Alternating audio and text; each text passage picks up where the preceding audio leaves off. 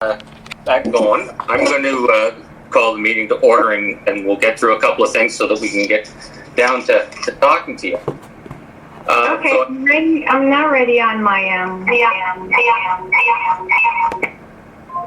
Yeah, it will be a couple of minutes anyways, and we can work things at that time. So I'm going to call the meeting to order. I have Councillor Dobreen and Deputy Mayor Milne moving and seconding confirmation of the agenda as amended. And that'll include the most of the email information that Lindsay sent out this morning. Is anyone opposed to that? Hearing none, I'll say that is passed by unanimous consent. And declaration of pecuniary interest or of interest. Mr. Mayor? Go ahead. Wasn't opposed, but I was waiting to, perhaps you could read the amendment that is being proposed further to include the additional clause in PAO's report for anyone who may be listening wouldn't know what we were doing. Could you get it out for everyone? Yeah, just give me a second. Thank you. It's for CAO. Okay, it's for CAO report 2020-062. It's the CAO update, and the amendment would be to include updates to that staff report that include recommendation for council to provide a letter of support to the Dundalk lawn bowlers for their appreciation and appreciation to the Seniors Horizon grant. So that's what that is. Thank you, Mr. Mayor. Okay.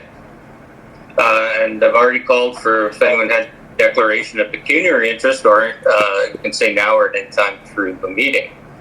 And then, Joan, how are you making out? Are you almost ready?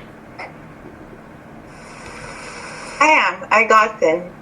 Okay, well, I'm just going to get this on the table and introduce you, and we'll go from there.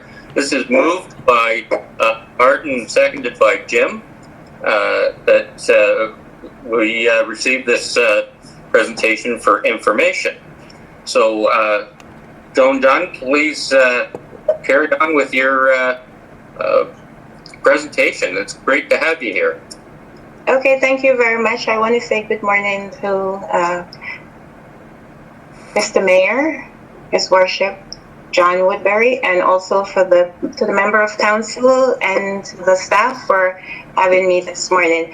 And I also want to say a special thank you to Councillor Dobreen, because she was the one who invited me to the other meeting, and that's how I got the information and to be moving forward. So thank you all, and good morning.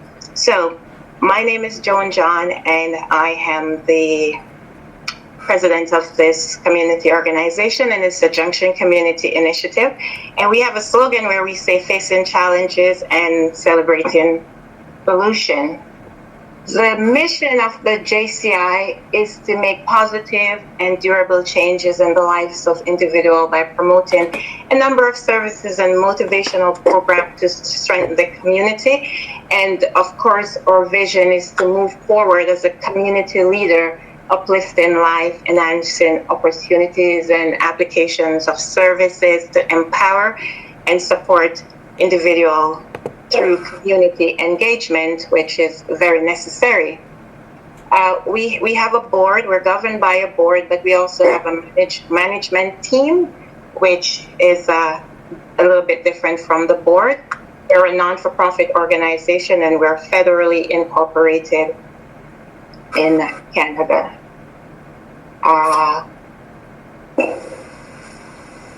The Township of Southgate with emphasis on Dundalk. I did a little study since I moved into Dundalk, and I was looking through Dundalk and through the Township of Southgate, and I have read through most of the community action plan, just as a guide to see where we could take the Junction initiative, seeing that there are new houses, the population has grown considerably, and there are new people and different way of life, different community involvement. And I saw that Dundalk was also revitalizing, promoting health services and housing.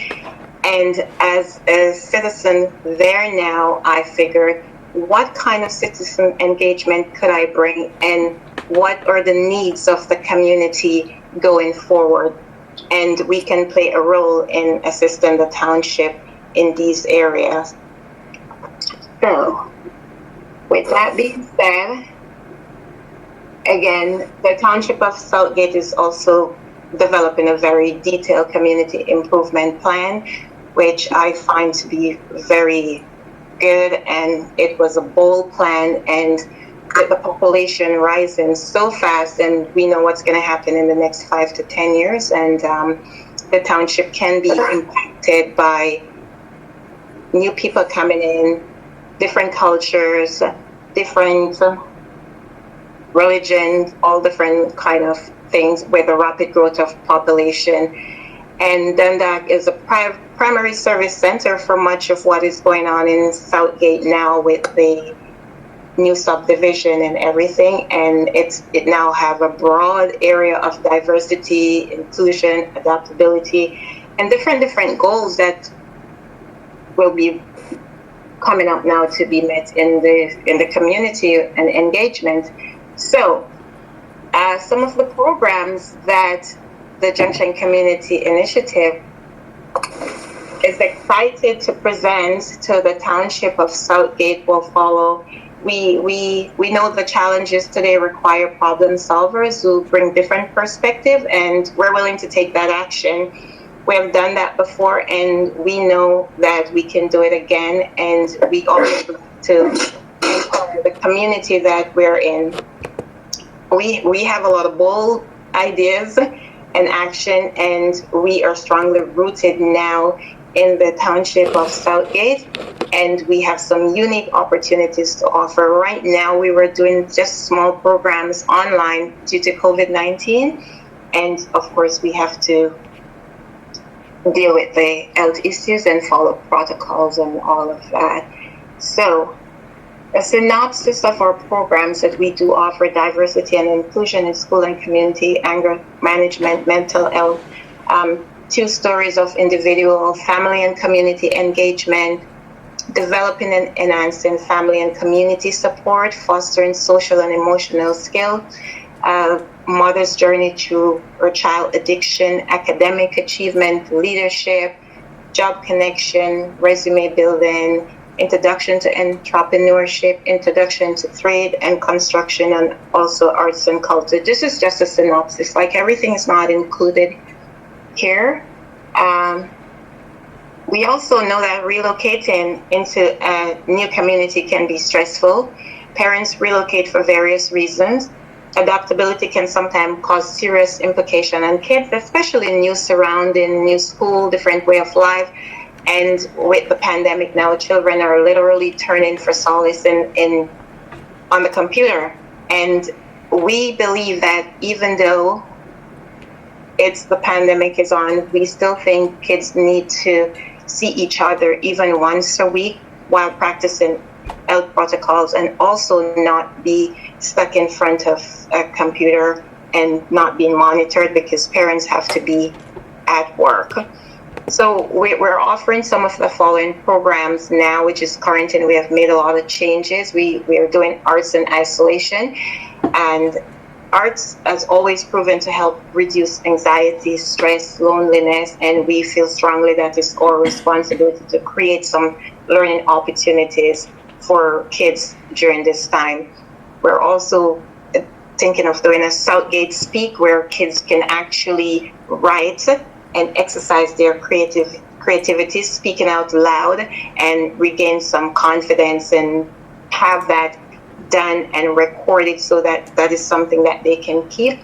We're also doing the Stars of Southgate, where it's such a diverse population now as opposed to what it was. So we're trying to move forward, dedicating time and space to anybody who wants to go out there and sing away whatever it is that they want to do. And we also have, this is a very important one, that's another story, where we do storytelling, peer-to-peer storytelling, whether it be fiction or non-fiction. We also have some group that we partnered with, and they do it online. It's Van Coy, Susan Van Coy. She's a very popular actress, and she does a lot of community work. And Miss Bonita and friends, we have been working with them for a while, and we do all different kinds of stories. And not only that, once these children participate, I think I have it for 3 months. It's a 6 months program. They will get a certificate of participation. And for Art and Culture Division, we have them record their story, their song, or whatever it is that they do, and they will have it as a production for themselves, where they can use it to perform at any other thing that we might have. And also they can come back and assist as a student mentor to the new set of youth that we will have in our next workshop, and act as a mentor.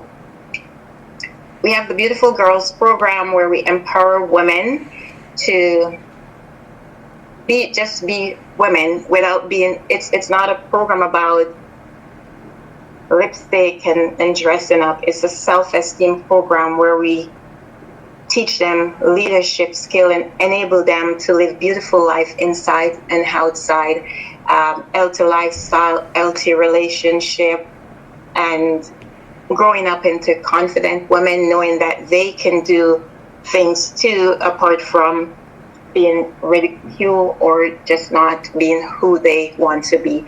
We also have a book club, where we have books, and we'll also be using the services of the library, where we get book, and everyone will read that book, go home with the book, and then we come back and we discuss different perspective of what we read, what we understand, and take it from there. We work with children, young people, supporters and partnership, anybody that is facing barriers, adversity, challenges.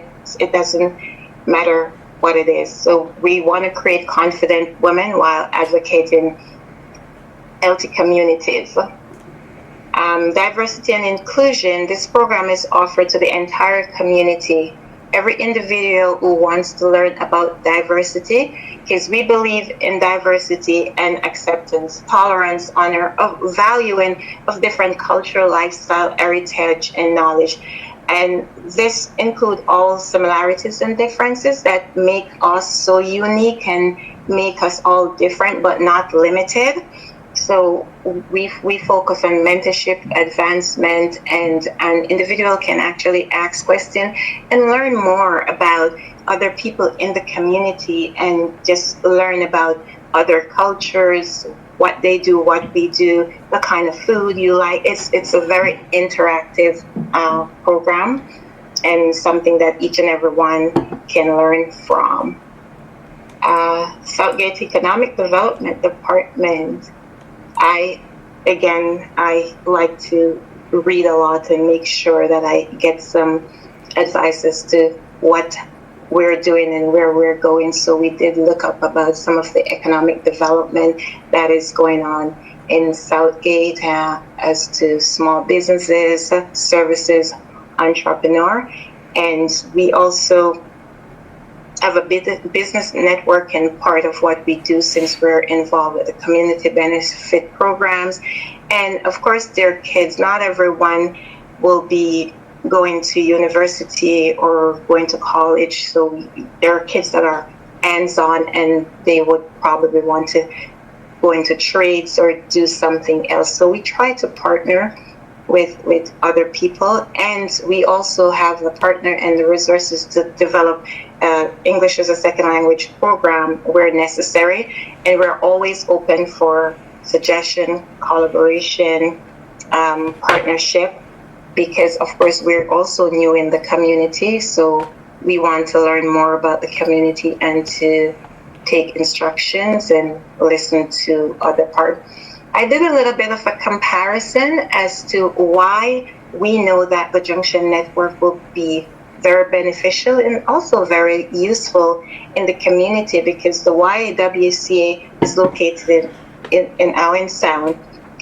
The Small Business Assistance is located in Ayton. The Business Enterprise Center is located in Grey County and in Owen Sound. And the Employment Services is a little bit away too. And the Adult Learning Center is downtown Toronto. Junction Community Initiative and the Junction Business Network will be located in Dundalk. We will be there as a mechanism for helping people, helping the community, see the growth of the community, just doing all the things that a community service will be doing. We're not exposed to everything. We're focusing now on the youths because we know there are other programs, there are seniors programs, so we want to focus on the youth, especially the new ones that are coming in. And I find that logistically it is a bit challenging for individuals to go to those distances. And we will be operating on a permanent full-time basis, of course, following health and safety protocols. And that's the synopsis of the Junction Community Initiative. Thank you. Thank you, Joan. That's very impressive. And I think one of the wonderful things about our expanding community is the interesting and diverse people that are coming here and choosing to live in Southgate. So thank you very much for bringing this presentation and for the work you're doing. It sounds like it fits right in with some of the other initiatives around, and to be part of the community is, I think, will add a great improvement to the area. Are there any questions or comments from council? I have a question, John. Hey, Brian. Thank you, Joan, for your presentation. It's very, very good, and your work is ambitious, and I commend it in the efforts you're making to improve our community. I'm just wondering how your organization is funded. Well, before moving to Southgate, we had funding from different areas in Peel, and we also have two major fundraising that we do on a yearly basis. That has been cut short because of COVID. So now we're looking towards new funding, community funding, funding from the Township and stuff like that. So we're 100% funded through businesses, government, and the Township. Thank you. So I suppose, or I would assume then you'd have financial statements that you might be able to share? Well, we would have what we have done, because you know that as a non-for-profit organization, we were moving out of Peel. So yeah. The project that we work on or who we were working with, everything has to be donated back to them because we started afresh. So we just, since I moved to Dundalk, this is a new incorporation. We were incorporated in June of 2020 for this area, and it's a brand new. We have income and expenses, but we wouldn't have a balance sheet for this particular organization or for the one in Southgate, but for what we had worked with before, we have those for our partnership there. So we started afresh. There was nothing that was brought forward into Southgate. Okay, thank you very much. You're welcome. Thank you. Any other questions or comments from council? Yeah, through the chair.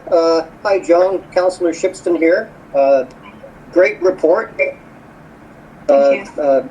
And my impression was that you're not duplicating any other programs by the look of it, which is great. And it was good to see with the mental health and children that the arts and music is coming to the forefront, because that's one of the things that's been cutting by the education system. They're not really emphasizing that much anymore, and it's just as much important as math and sciences. So that is great. I was particularly impressed with the Stars of Southgate program. When all this COVID stuff is over, do you plan where would you plan to set up that kind of program? I know there's I don't know if it could be used. There is a stage at the old town hall, but that's going through a state of flux. So, what would the program be concerning that? Would you look at the age limits or older people mentoring musically, or? Well, for the second part of your question, we would have two different stages because we like to be inclusive and we don't want to say you're too old, you can't do this. So we would have two different age group. We also have like stars, real stars, or other mentors musically that we have spoken to, and they are willing to mentor online and also in person after COVID. Our art and culture director is a producer and has been doing a lot of production in different genres of music. We are looking at, we know Old Town Hall is in a state to be fixed. We have looked at Erskine Center, and upstairs there's actually a nice stage area where we can, because we're going to be starting off really small, and then we'll move on to doing other stuff. So we're starting off small. We're not having an age limit, but we will have different group of participants, and we will have mentorship. We will have people that have been in the industry who are willing to teach and also to listen. And of course, in another 2 years, we will be probably having a full blast Southgate stars, just like American Idol. That would be awesome. That would be awesome. Well, thank you very much. You're welcome. Thank you. Anyone else from council? Mr. Mayor? Yeah, go ahead, Barb. I'm guessing that you can't see all of our lovely hands up, so I'll just chime in. Thank you, Joan, for participating in that initial, making yourself available and participating in that initial conference call meeting for the Community Improvement Plan. This is a welcomed organization to our community because, yes, most of the options available to our youth are an hour's drive or a half-hour drive. So this is just going to be great. And I agree with Councillor Shipston. Recreation should always include arts and culture. It's not just about physical exercise, but the mental health that you get from participating in a wide range of activities, including arts and culture, is so important. So thank you for your presentation, Joan. It's nice to see you. And I just wanted to ask the CAO, Dave, can we make introductions, or have introductions already been made? Maybe Joan can answer this, to the newcomers, Grey Bruce. Perhaps we can, as this rolls out, let the 4-H clubs know about it. And the Grey Bruce Foundation is a grants application process, Joan, that you would want to look up. It's on the Grey County website. And then we have the Township Grants, Donations and Funds application deadline, which is December. I'm sure Dave is keeping you informed on that. But Dave, can you give us an update on, because I know that you were quick to jump on this opportunity and pursue with Joan the space options and introductions for JCI. Can you elaborate on where that is right now? Or are they still in the works? So just so everyone knows, we've been working on this for just days, not months or weeks, but so things take time. We have met with local people like Southeast Great Community Health Center and toured through that facility and recreation department. So Joan's seen kind of Dundalk. The next thing is to branch out and get more involved, but we're just trying to get some establishment within the community, and we'll talk more about it in my report, my CO report later, because there's a resolution there to really activate this and give staff direction to go forward or not. Thank you. Thank you. And thanks, Joan. Thank you very much. Okay, anything else from council? Dave, do you have any more? No, I was just thanking Joan in case she was leaving. Yeah. Oh, okay. Yes. Oh, I could stay on for a little bit. I plan to Good. be here for an hour, so I like to be informed, so I'll stay on. I'll just stay quiet. Yeah, Super. well, thank you very much. Oh, Jim Frug has a question, I believe. Go ahead, Jim. Yeah, I was noticing the management team. I don't see your name on that team. Further than that, what are the credentials of the individuals on the team? Oh, for the management team? I'm Yes. on there. Jim, her name is just coming up differently on the app here, but her name's Oh, Joan. on the, yeah, because I'm using my niece's laptop because mine would not work. For the, what was the second part of the question? Sorry. The credentials of the team. Oh, I could tell you, we also have it on our website. We have on our board, we have clinical expert, we have coaches, we have mental health expert, we have industry insiders. For Melissa Ramola, she's just a part of the management team. For the board of director, we have an educator that teaches high school. Quadro is our education director. We have myself, Mitzi. Almost everybody on the board have been working with youths. They have to do a police check every year. They all have tertiary education, have been to university, and they are all, every board member have interest in the position that they have, and they also have experiences working in that area. We go through a very fine-tooth comb. We also have an abuse policy outline that each and every one of our members have to sign before they come on board, and we have their police record check on file and all of that. So we do make sure that we have professionals working with us. Some of them have been working in Brampton before, because we have done something like this in Brampton, and it was very successful. But since we have moved, I have moved over, and a couple of other people that have moved over to Southgate, we had our team together and we decided, well, this would be a wonderful outcome for Dundalk, especially with all the youths that I see going up and down the streets, especially in the heat. And it seems as if they had nothing to do. So that's what we come together to form. I can supply everyone's bio, but it's also on the website to you if you wanted to look more into it. Okay, thank you. You're welcome. Okay, yep. So thank you very much for the presentation. You piqued a lot of interest, and we'll look forward to meeting you in person at some point. And welcome to the community. Hope you've been welcomed with open arms since you've been moved up here. I have been. I couldn't say anything otherwise. It has been wonderful. We're pretty proud of our community throughout Southgate. It's a great place. So thank you very much. You're welcome. Okay, I am going to. Okay, so is anyone opposed to the motion to accept this for information? Hearing none, I'll declare that passed by unanimous consent.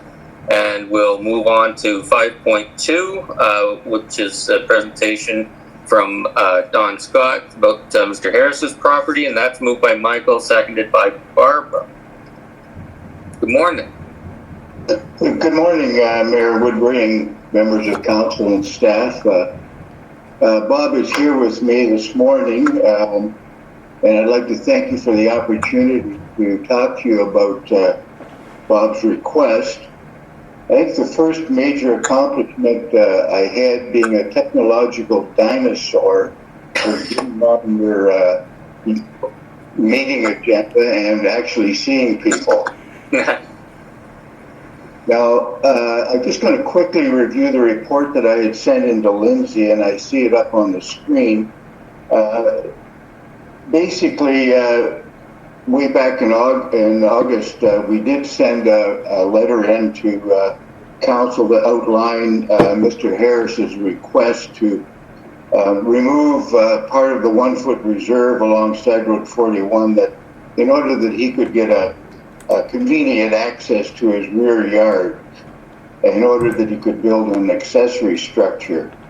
And at that point in time, council decided to defer it to allow Clint to prepare a report to council outlining any concerns he and staff had with the request. So I've had a chance now to have a look at Mr. Stredwick's report, and there's a couple of points I'd like to highlight.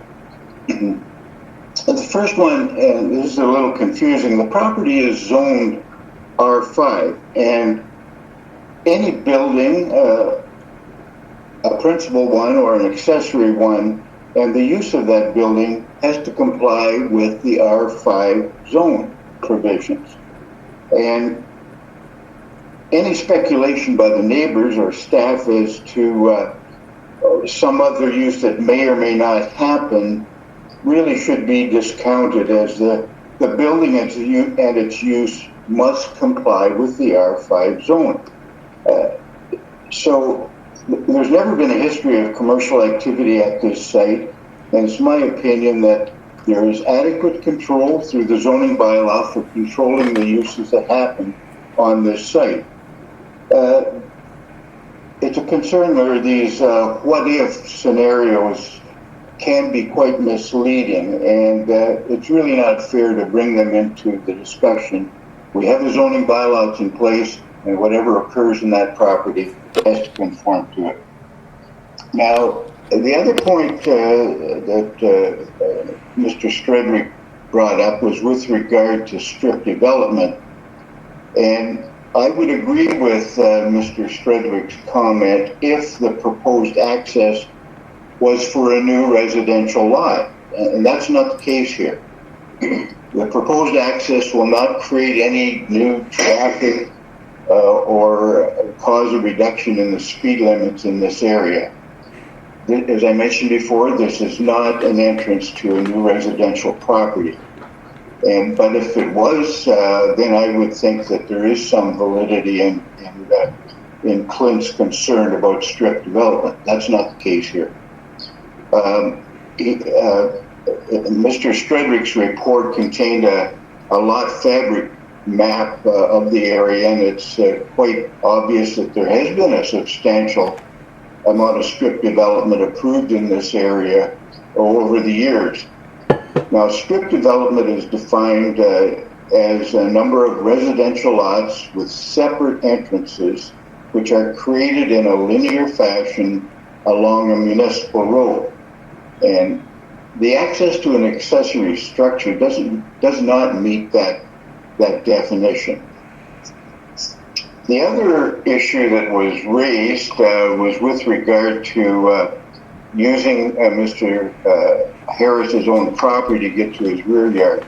And there's a comment that the bylaw requires the exterior side yard to be 6 meters in width.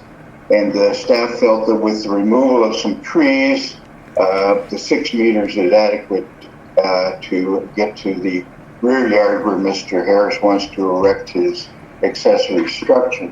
I was a little confused about this because I looked at the site and I did discuss it with Mr. Harris, who advised that there would be at least 12 trees that would need to be removed, some of them being 30 years old. And he also noted that the side yard is approximately 3 meters in width, not 6 meters. And the interesting point here is that the 1 foot reserve between Mr. Harris's property and the road does not create an exterior side yard. It reverts to the normal side yard because you're introducing a second piece of property.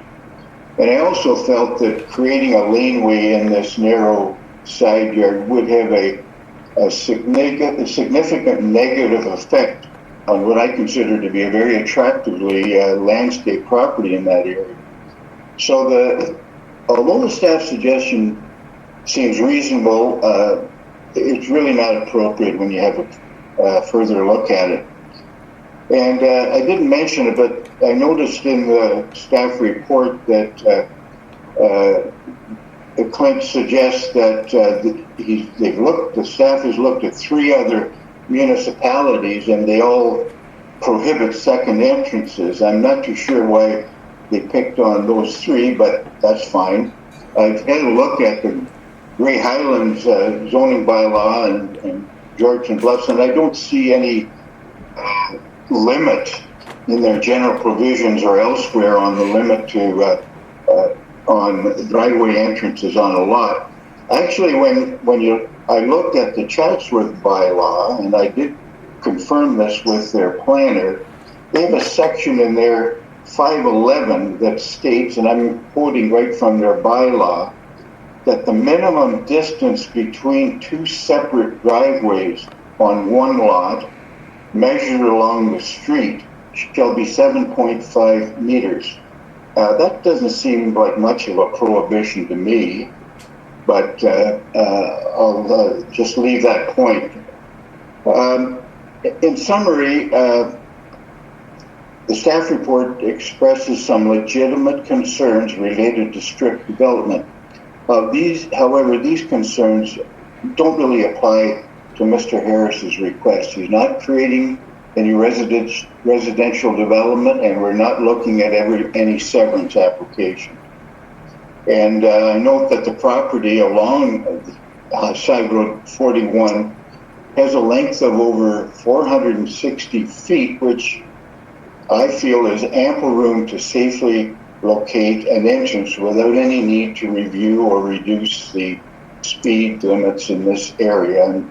And basically, I'd like to suggest that council, based on what I've been discussing, support the removal of a portion of the 1-foot reserve and permit access to Mr. Harris's rear yard in order that he can construct an accessory building.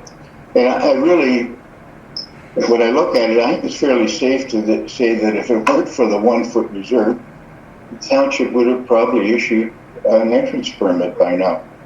So again, thanks very much for this opportunity to discuss this issue with council, and if there's any questions, either Bob or myself will hopefully be able to answer them. Thank you. There we go. Thank you very much. Are there any questions from council?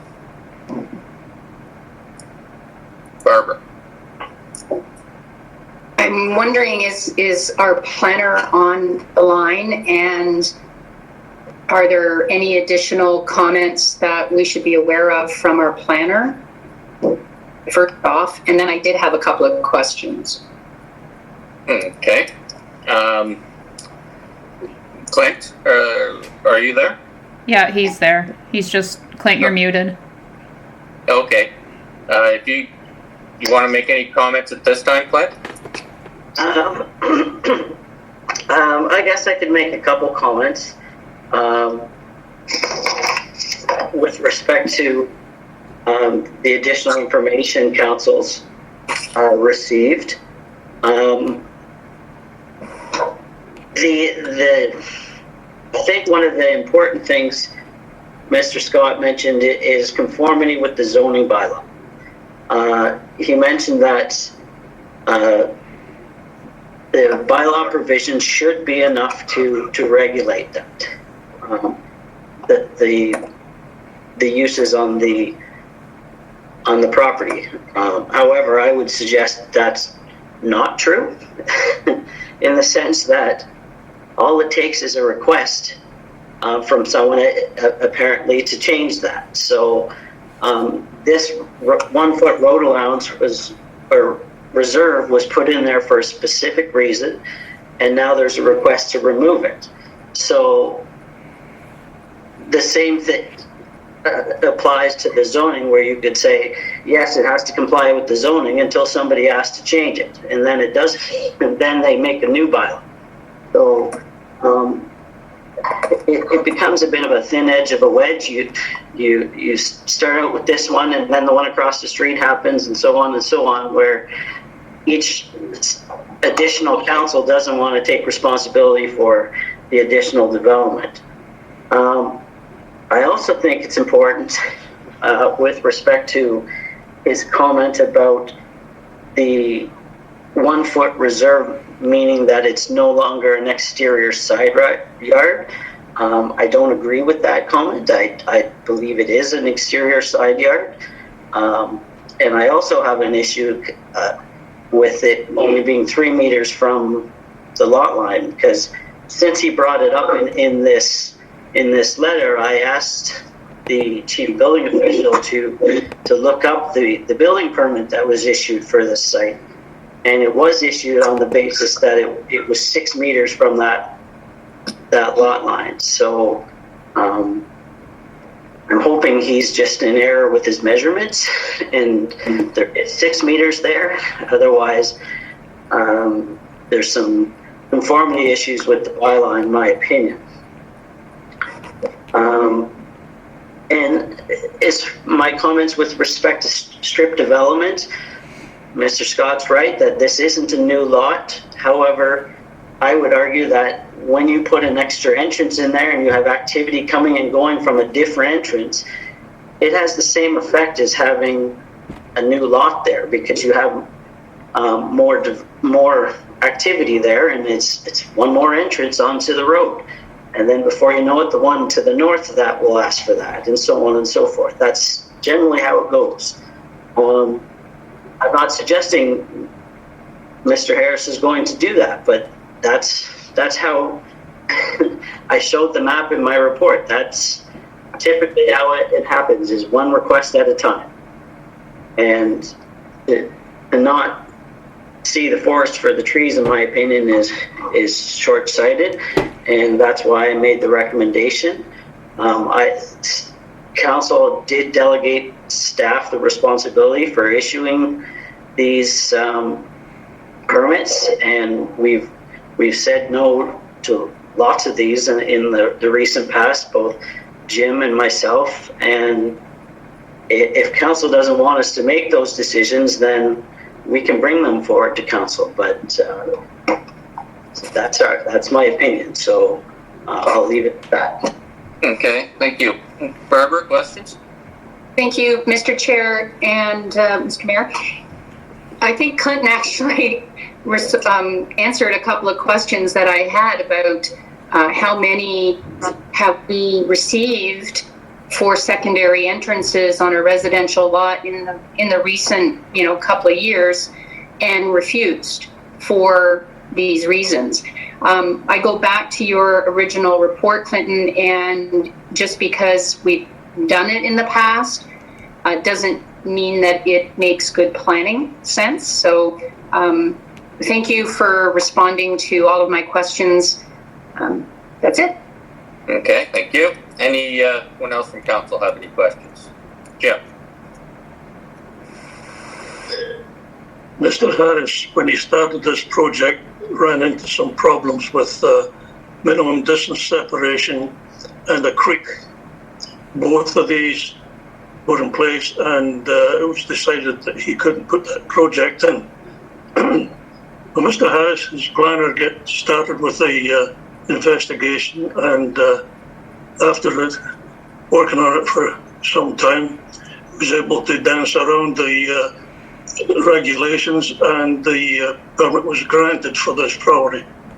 And I was just wondering whether or not that same planner could do the same for Mr. Harris with his second driveway. Okay.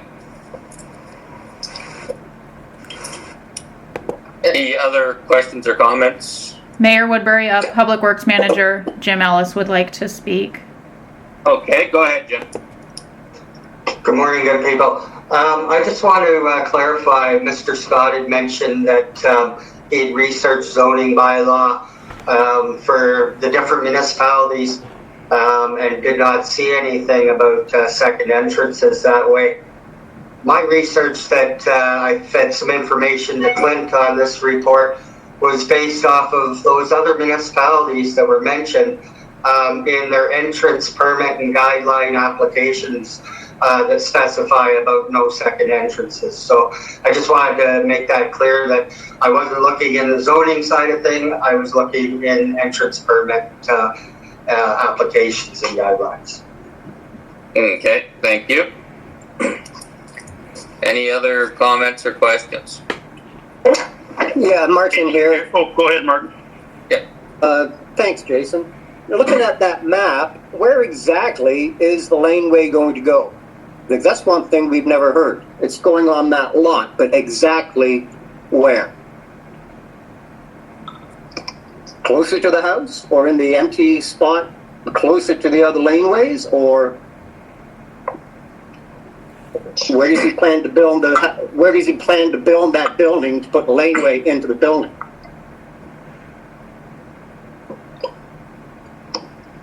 The chairman answer. So Mr. Harris or Clinton or anybody. Thank you. The that I'm proposing would be about 150 feet from a laneway to the south. And since mentioned, maybe I could come down past the house, but I'd have to, as Don said, remove at least a dozen trees, some of them up to 30 years old. And I'd have to further go over the weeping bed, which would not work either. So, and as far as the 1 foot reserve, that was put there when I done the subdivision because that was a county road and now it's a township road. So I don't think that has any bearing on what's going on today because the county's not involved with that road anymore. They swapped it for the road to the immediate east. Okay, thank you. Dave, you wanted to add something there, and then I'll get to Jade. So, just in comment about the 1 foot reserve, the 1 foot reserve, yes, was put on by the county.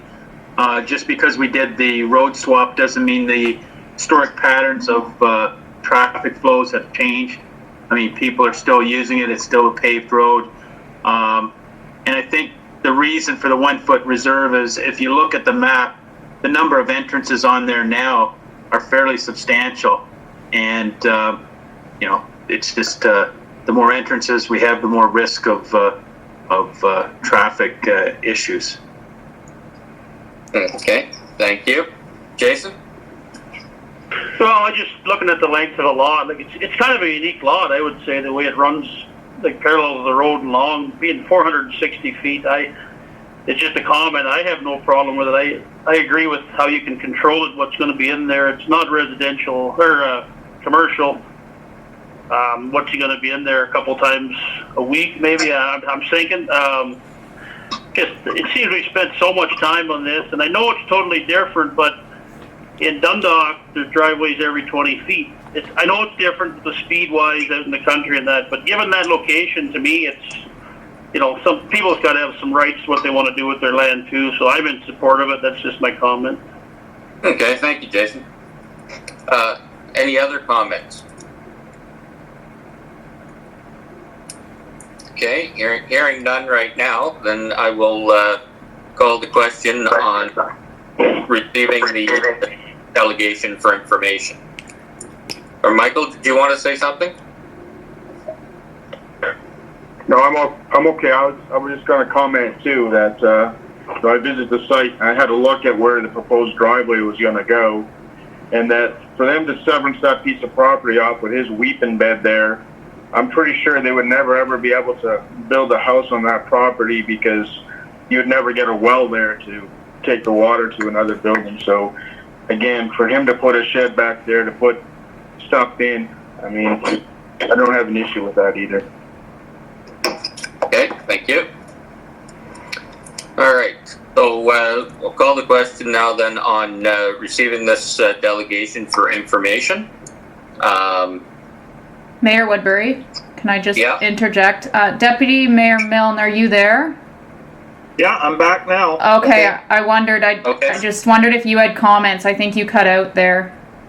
Yeah, I had a question. Okay, go ahead. It's for Jim Ellis. Jim, is this potential driveway, is it sightline constrained in terms of the road alignment? currently, right now, as far as I know, but it's fairly flat along there. We're currently, our sight line's 120 meters, and I'm sure it would meet within that range.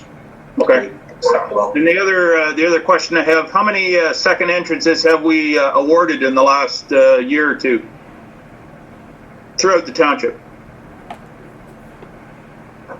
Good. We may, as far as residential, I don't believe any. As far as farm entrances, there would have been, a number of them probably. Farm entrances, field entrances are different,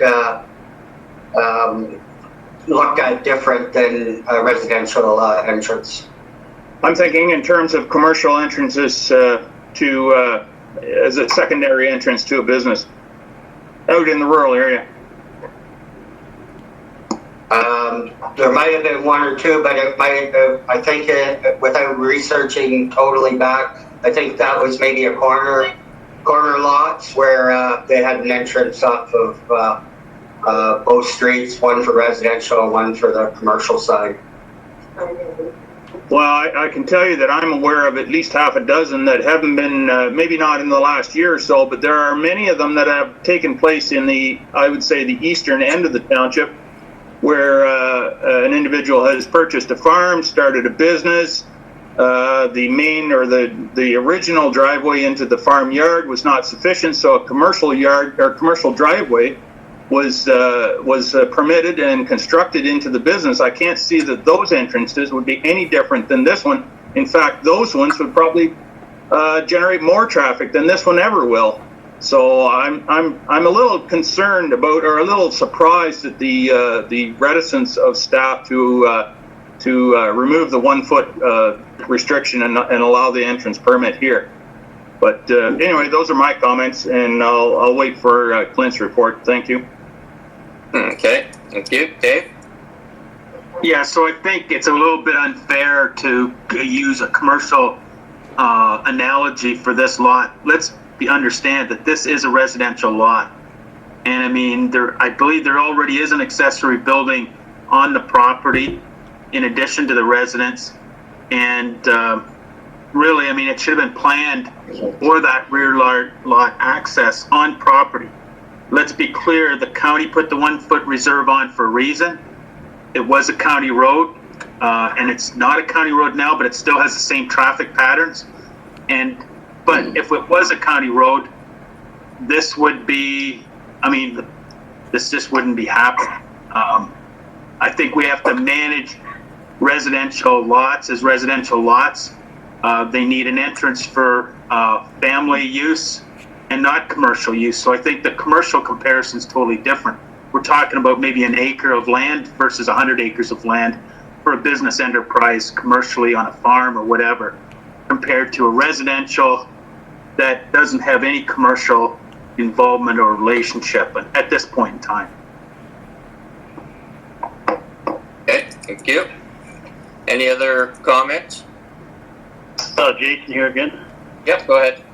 I just was going to mention the last time talking, I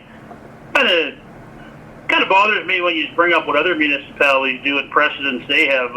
I'd like to think we're our own municipality and we decide stuff on our own, not worrying about what other people are doing. That's just a comment. Okay, thank you. Any other comments or questions? All Sorry, right. John, my audio and connection is a little bit wonky this morning, but so can you hear me? I can hear you. Good. And can I make another comment? Yes, you can. It's in response to Dave's comment, and he says it's unfair to compare this as a residential lot to commercial.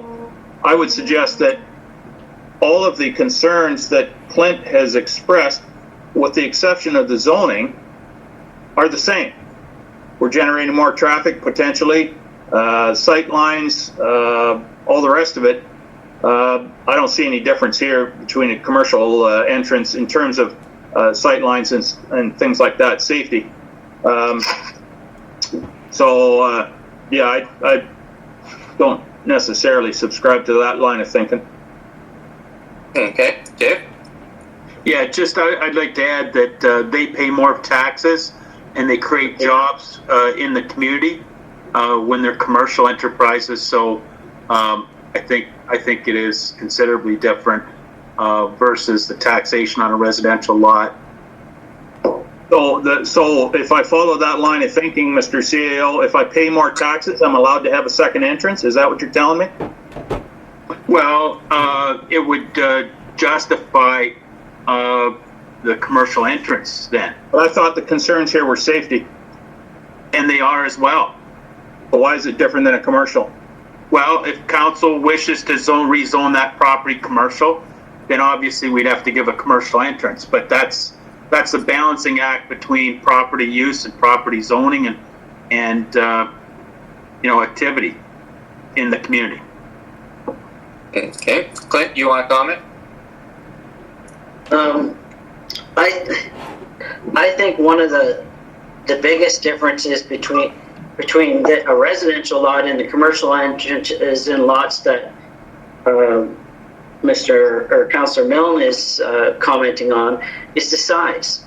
This is less than an acre, I believe, or close to an acre in size, and the other ones are on 50 or 100 acres. So the spacing between the entrances is not even comparable. Where, like, we made this subdivision the way it is with an internal road structure, so there would not be 1, 2, 3, 4, 5, 6, 7 additional entrances onto the road. That's why we create these internal structures, is to prevent multiple entrances on a road. Because even if it's one additional entrance, eventually when you add more and more from the next ones, it slows down traffic. And I'm not talking about reducing the speed limit. I'm just talking about because additional people come out onto the road, you eventually slow down the traffic on the road. Okay? So if we're not going to require the use of these internal roads that we have to maintain now and plow and whatnot, then are you suggesting then that we should just maybe allow strict development and say, forget about the internal roads and just have them all off there? That's not good planning as far as I'm concerned. And that's why we have these internal roads. And that's why we try and make all of the lots have entrances on the main road. And so they're not comparable because of the distances between them to a large farm-sized lot with 2 entrances or 3 entrances, whatever the case may be, in my opinion. Okay, thank you. Any further questions or comments? All right. The motion is to receive the presentation for information. Is anyone opposed to that? Okay, so I'll declare that passed. We've received the presentation for information, and thank you, Mr. Harris and Mr. Scott, for coming in and doing that. Next, we'll move on to 6.1.1, and that's Planning Report 2020-062, request for second entrance, and that's Clint's report. That is moved by Jason, seconded by Mark. Clint, did you want to add anything to what you've already said? No, it's all been said. Okay, thank you. Is there anyone from council that has any further comments or questions?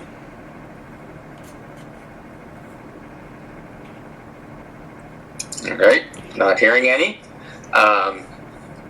Looks like this could be a split vote on this, Lindsay, so I'm going to get you to do the vote.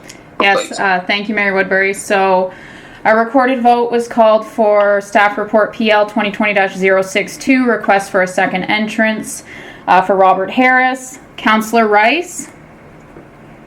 Yes. Point of privilege. Well, I'm sorry. No, I was going to explain to Barbara. Yeah. So Sorry.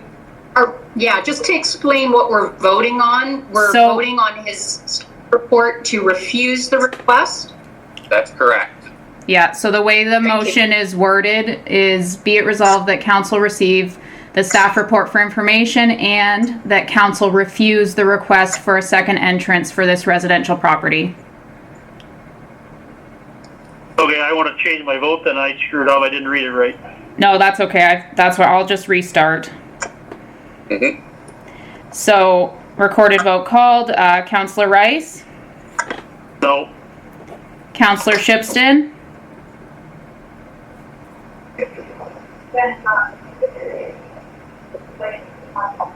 Yes. Mayor Woodbury? Yes. Councillor Shearson? No. Deputy Mayor Milne?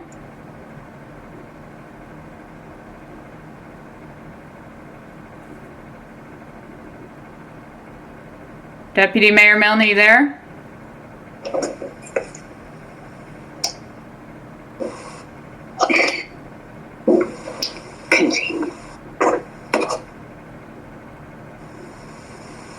Deputy Mayor Milne?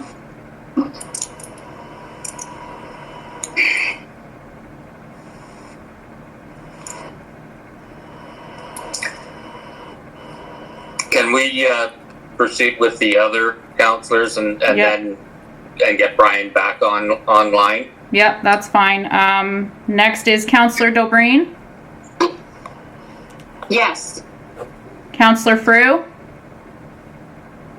No, no. Deputy Mayor Milne, are you back?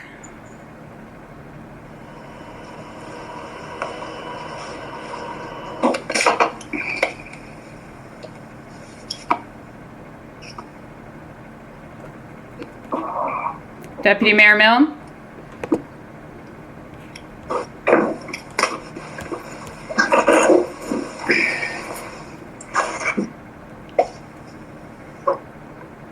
Deputy Mayor Milne?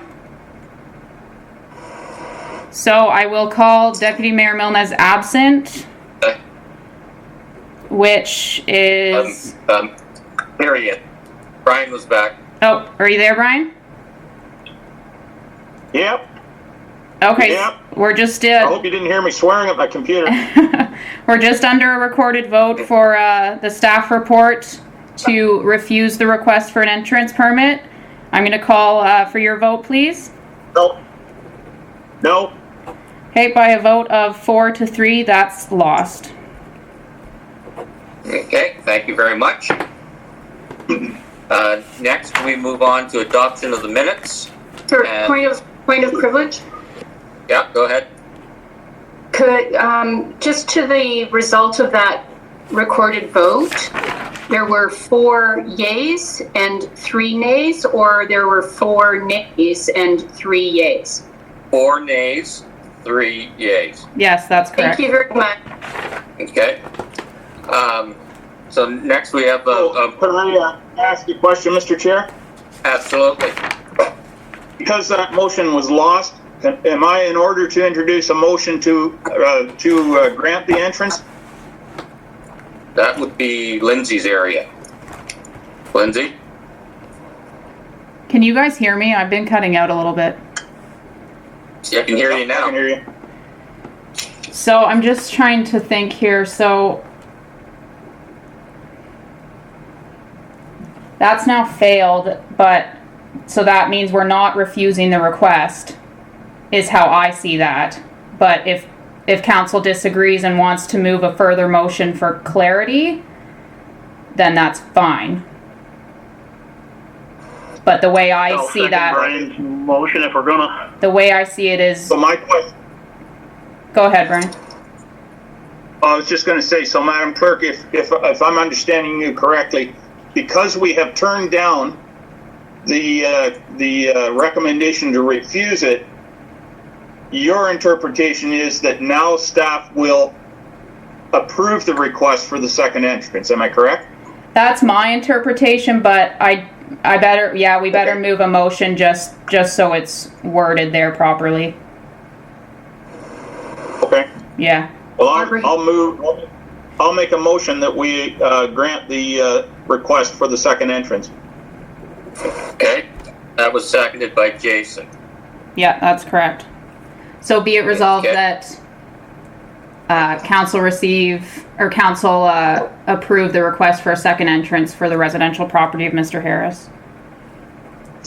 Correct. Okay. Do we- Any, Do we need to say anything specifically about the 1 foot reserve? okay, Yeah, I believe there'll have to be a bylaw come forward to remove the 1 foot reserve. We'll have to check into that, but that But I 1 guess if foot we approve reserve, the request, yeah. I don't think we need Okay. a further clause. By approving the request, we'll take the steps necessary. okay, thank you. okay. Mr. Pratt? Barbara? What would be the process of lifting that 1 foot reserve? Would that be a zoning application, minor variance, that the applicant would have to go through? Just wanting to know what the next steps would be as it relates to that 1 foot road allowance, and would we enter into a site plan to ensure that the entrance is sufficient distance and sight lines are met? Lindsay, do you have the answer to that? I'm going to defer that to either Dave or Clint. Okay. Dave or Clint, like to comment? Clint would like to comment. Okay, last man up. Clint, it's your turn. If you guys want the entrance, we'll get the entrance there. So we'll remove it. I don't think it'll have to comply with whatever provisions are there. So if it's not a safe entrance, we'll look at it then. But from what we can understand, based on that now, it will approve the entrance as, I guess Jim will, because it's actually his process, but we'll get it done. Okay, thank you. Any other questions or comments? Hearing none, is anyone opposed to the motion? Opposed? Okay, so Lindsay, I'll get you to do the recorded vote again, please. Yep, thank you, Mayor Woodbury. So now we have a recorded vote on the table for a new motion. Be it resolved that council approve Mr. Harris's request for a second entrance for his residential property on Southgate Road 41. Councillor Rice? Yes. Councillor Shipston? Sorry, no. Mayor Woodbury? Yes.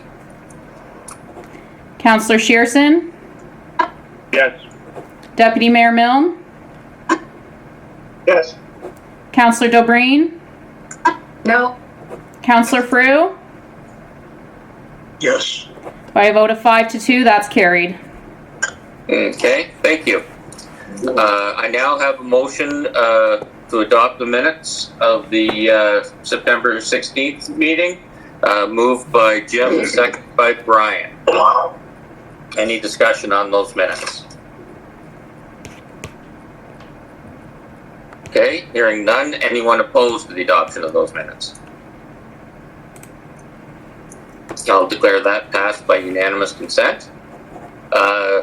Next, we have moved by Michael, seconded by Barbara, 8.1.1 volunteer firefighter appointment. I don't know if I saw the chief's name up there. Mayor Woodbury, Derek couldn't be here today, so he just asked me to speak to this report. Okay, So go ahead. he just wanted me to add that Jackson has completed the hiring process for the fire department. He did that in November of 2019.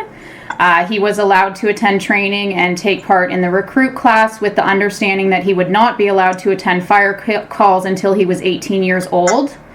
And then it was agreed that once he was 18, Derek would bring this to council to appoint him as an auxiliary firefighter. So he's now completed all the necessary recruitment training, and he's also now 18 years old. And once appointed, he'll be allowed to start responding to emergency calls with the fire department and will be on probation as an auxiliary firefighter. Wow, great. Any questions or comments from council? Hearing none, it's nice to see another one in the family tradition. When I first got on Dundalk Council, I guess his great-grandfather, Verl, was deeply involved in the fire department here, and I've known them all through, so glad that he's showing that initiative and digging in, so that's really good. So is anyone opposed to this motion? Hearing none, I'll declare that passed by unanimous consent. 8.2.1, moved by Barbara, seconded by Brian, and that's the procedural bylaw electronic participation policy. Lindsay, you want to do that one? Yes. Anything you have to say? Not a whole lot here to add, Mayor Woodbury. I did some changes to the procedural bylaw. They're down a couple items down in red. The changes are all in red. And nothing really changed from the draft version of the policy other than the inclusion of reference to public meetings. And we also added the reference to public meetings in the procedural bylaw just because that was not in there. And we felt it necessary to be included. And other than that, it was basically the amendments to the procedural bylaw was just to allow for the electronic participation at any time outside of a declared emergency. Okay, thank you. Any questions or comments from council? I have a question, John. Go ahead. Do I understand, Lindsay, that this report, you're asking that the bylaw, the procedural bylaw, be approved without public notice? What does that mean? So there's a provision in our procedural bylaw that states that anytime we make an amendment to the procedural bylaw that we have to advertise it in accordance with our public notice policy, which means put it in the paper, like run the ads. And I just figured I didn't figure we needed to do that. We could save the costs on advertising just because we've been doing the electronic meetings for quite a while now, and we really didn't add anything else to the procedural bylaw. Nothing really changed other than to allow for that. So I didn't feel that we needed to advertise, and that's why I've added that clause to the recommendation. Okay, thank you. Okay, any other questions or comments? Yeah, John, Chair, Lindsay, with Brian's comment, we obviously advertise any public meeting that. Oh yes. Any meeting anyway. Yes, right? Of course. It's a moot point, really. Yeah. Okay. It's just. Good job. Yeah, there's just a little blurb we put in the paper normally if we do amendments, but it just seemed kind of minimal just to add the electronic, and we've been doing it, so I didn't feel that was necessary. Okay. The only reason I raise it is because I still bear the scars of not supposedly consulting the public. That's all. Thank you. Yep. Thanks, Brian. Any other questions or comments? Okay, hearing none, is anyone opposed to the motion? I'll declare that passed by unanimous consent. And now the bylaw to go with that, it's item 8.2.2, moved by Michael, seconded by Jim. Are there any comments about the bylaw? Just for clarity, Mr. Chair, this is the bylaw to adopt the policy, and then there's a procedural bylaw, correct? This is to adopt the electronic participation policy, yes. Thank you. Okay. John. Yeah. I'm just looking at it. Another question for Lindsay. I just noticed this right now. Page 60 of it. It says separate minutes shall be kept if a public meeting is included within a regular council meeting. That's not going to happen electronically anyway, is it, Lindsay? So they're all going to be separate meetings. Yeah. Well, they have been this year just so we could get caught up because we were not allowed to do public planning meetings for I think we were allowed to starting in June, I believe this year it was. So instead of putting all the public planning meetings with council, we decided to separate them. But in the event that you know, we don't need to separate them anymore, and we can bring planning, zoning bylaw amendments and that sort of thing to the council meetings. The minutes are all just in the council meetings. There's not separate minutes taken if the public meeting is within a council meeting. So I just removed that provision out of the bylaw. I'm not really sure how that got in there because we've never kept separate minutes when planning meetings are part of the council meetings. So I removed that. Okay, no, I just noticed it, so thank you. Thank you very much. Okay, thank you. Any other questions or comments? Mr. Chair, Barbara? we can adopt the policy without public comment. We could potentially defer the approval of the procedural bylaw. We're still in a declared emergency. We're still going to be participating electronically, so there's not a huge rush. If Deputy Mayor Milne is concerned about optics, I can appreciate what he's saying, and I don't imagine that there'd be any objection to allowing it since the province has now granted us permission to do so. So just wanted clarity on that. We can adopt the policy, but should someone choose to defer the procedure bylaw, that would be two different, right? Yes. We don't have to That's policy, correct. just the bylaw for the procedural bylaw. Yep, that's correct. Thank you. Okay. Any other questions or comments? Hearing none, are all in favor of 8.2.2, that's a procedural bylaw and electronic participation policy? So John, Anyone opposed? we're just on the bylaw to adopt the electronic participation policy, so I'll do a recorded vote. Oh, okay, yeah. Okay, thank you. So a recorded vote was called for bylaw 2020-115, the electronic participation policy. Councillor Dobreen? Yes. Deputy Mayor Milne? Yes. Mayor Woodbury? Yes. Councillor Shearson? Yes. Councillor Frew?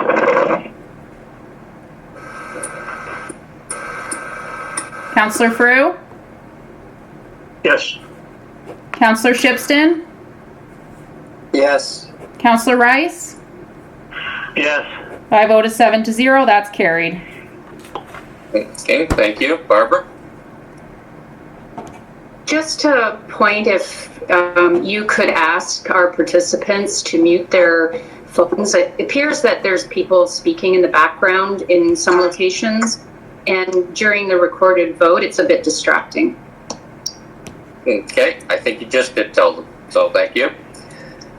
Next, 8.2.3, and that is moved by Brian, seconded by Jem, and that's the bylaw 2020-0120. It's a procedural bylaw.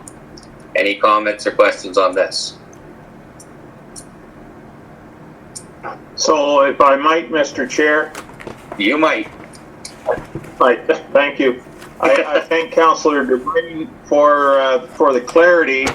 I just want to be, the purpose of my comments earlier about public notice was simply that everyone understood that our procedural bylaw does require public notice, and we're waiving that. So just so everybody understands that we are waiving public notice of an amendment to the procedural bylaw. Just so you're clear. That's all, thank you. Okay, thank you. Any other questions or comments?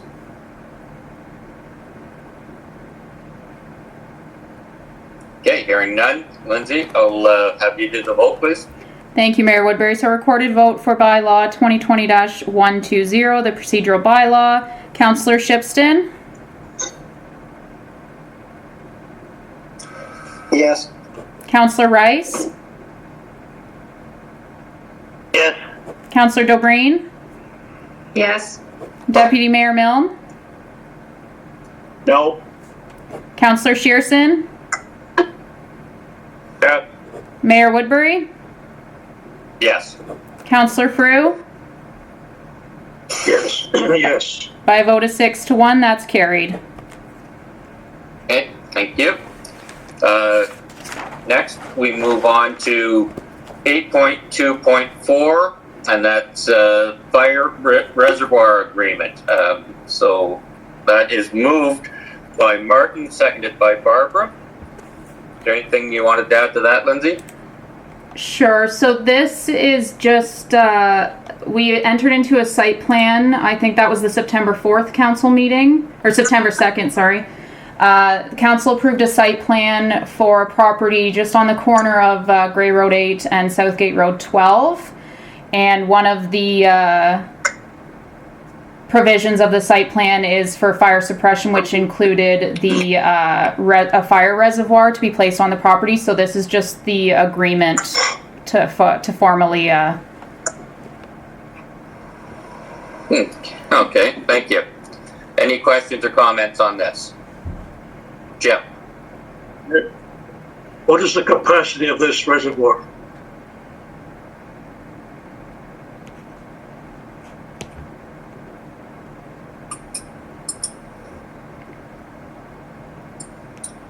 Fortunately, with the fire chief not here, I don't know if we have that information handy. But there, Dave, would we have that?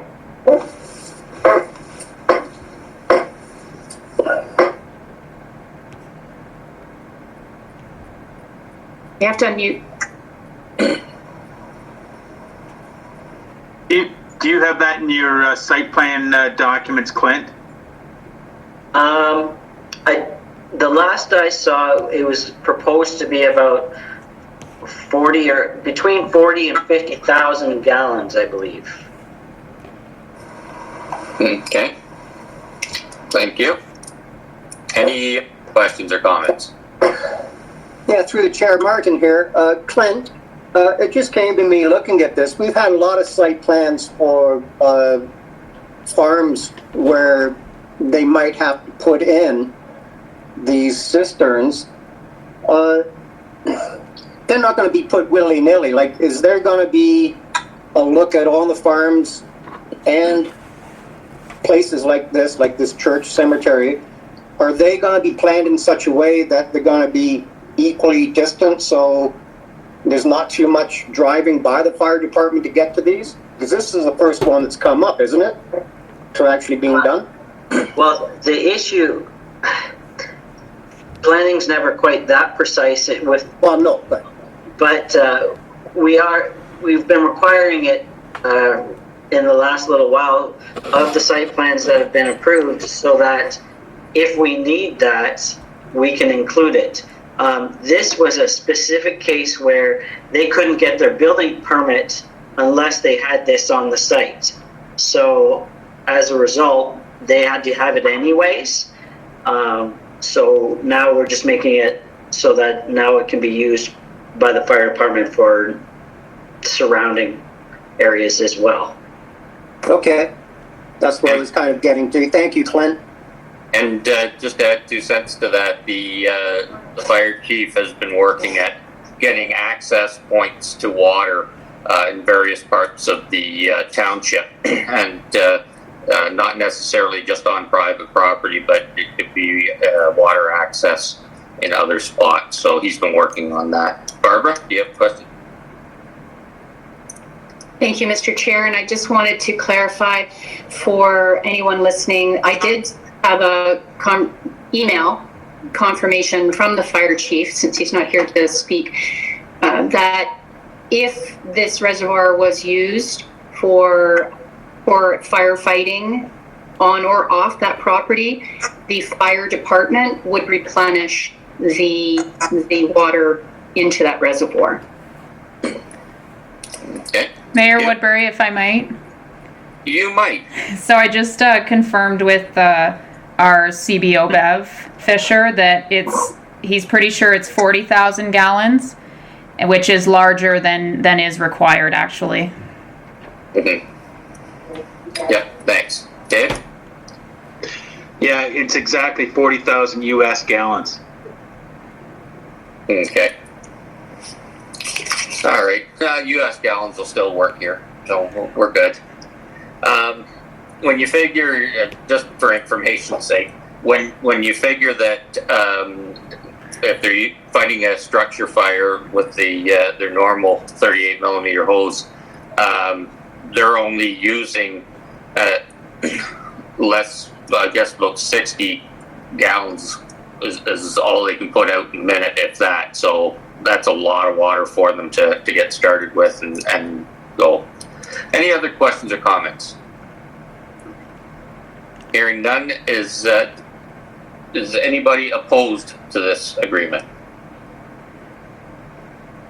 I'll declare that passed by unanimous consent. And now 8.2.5, it's the bylaw to go with that, and it's moved by Michael, seconded by Brian.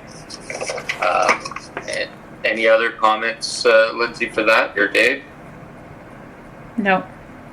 Okay. Any comments or questions from council? All right, it's a bylaw, so Lindsay, I'll let you do that. Thank you, Mayor Woodbury. So recorded vote for bylaw 2020-121, the fire reservoir agreement. Mayor Woodbury? Yes. Deputy Mayor Milne? Yes. Councillor Dobreen? Yes. Councillor Rice? Yes. Councillor Shearson? Yes. Councillor Frew?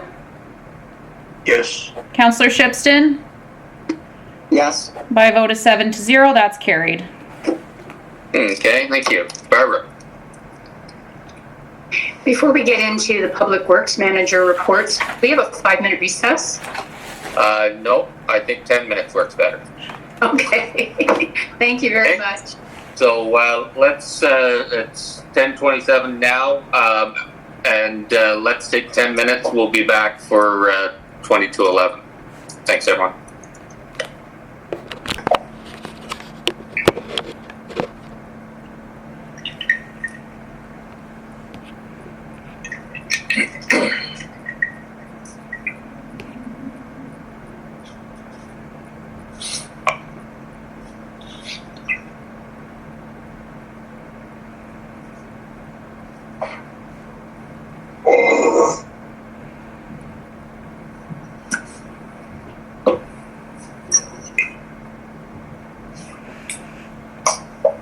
Okay, I've got 10:40, so let's call the meeting back to order.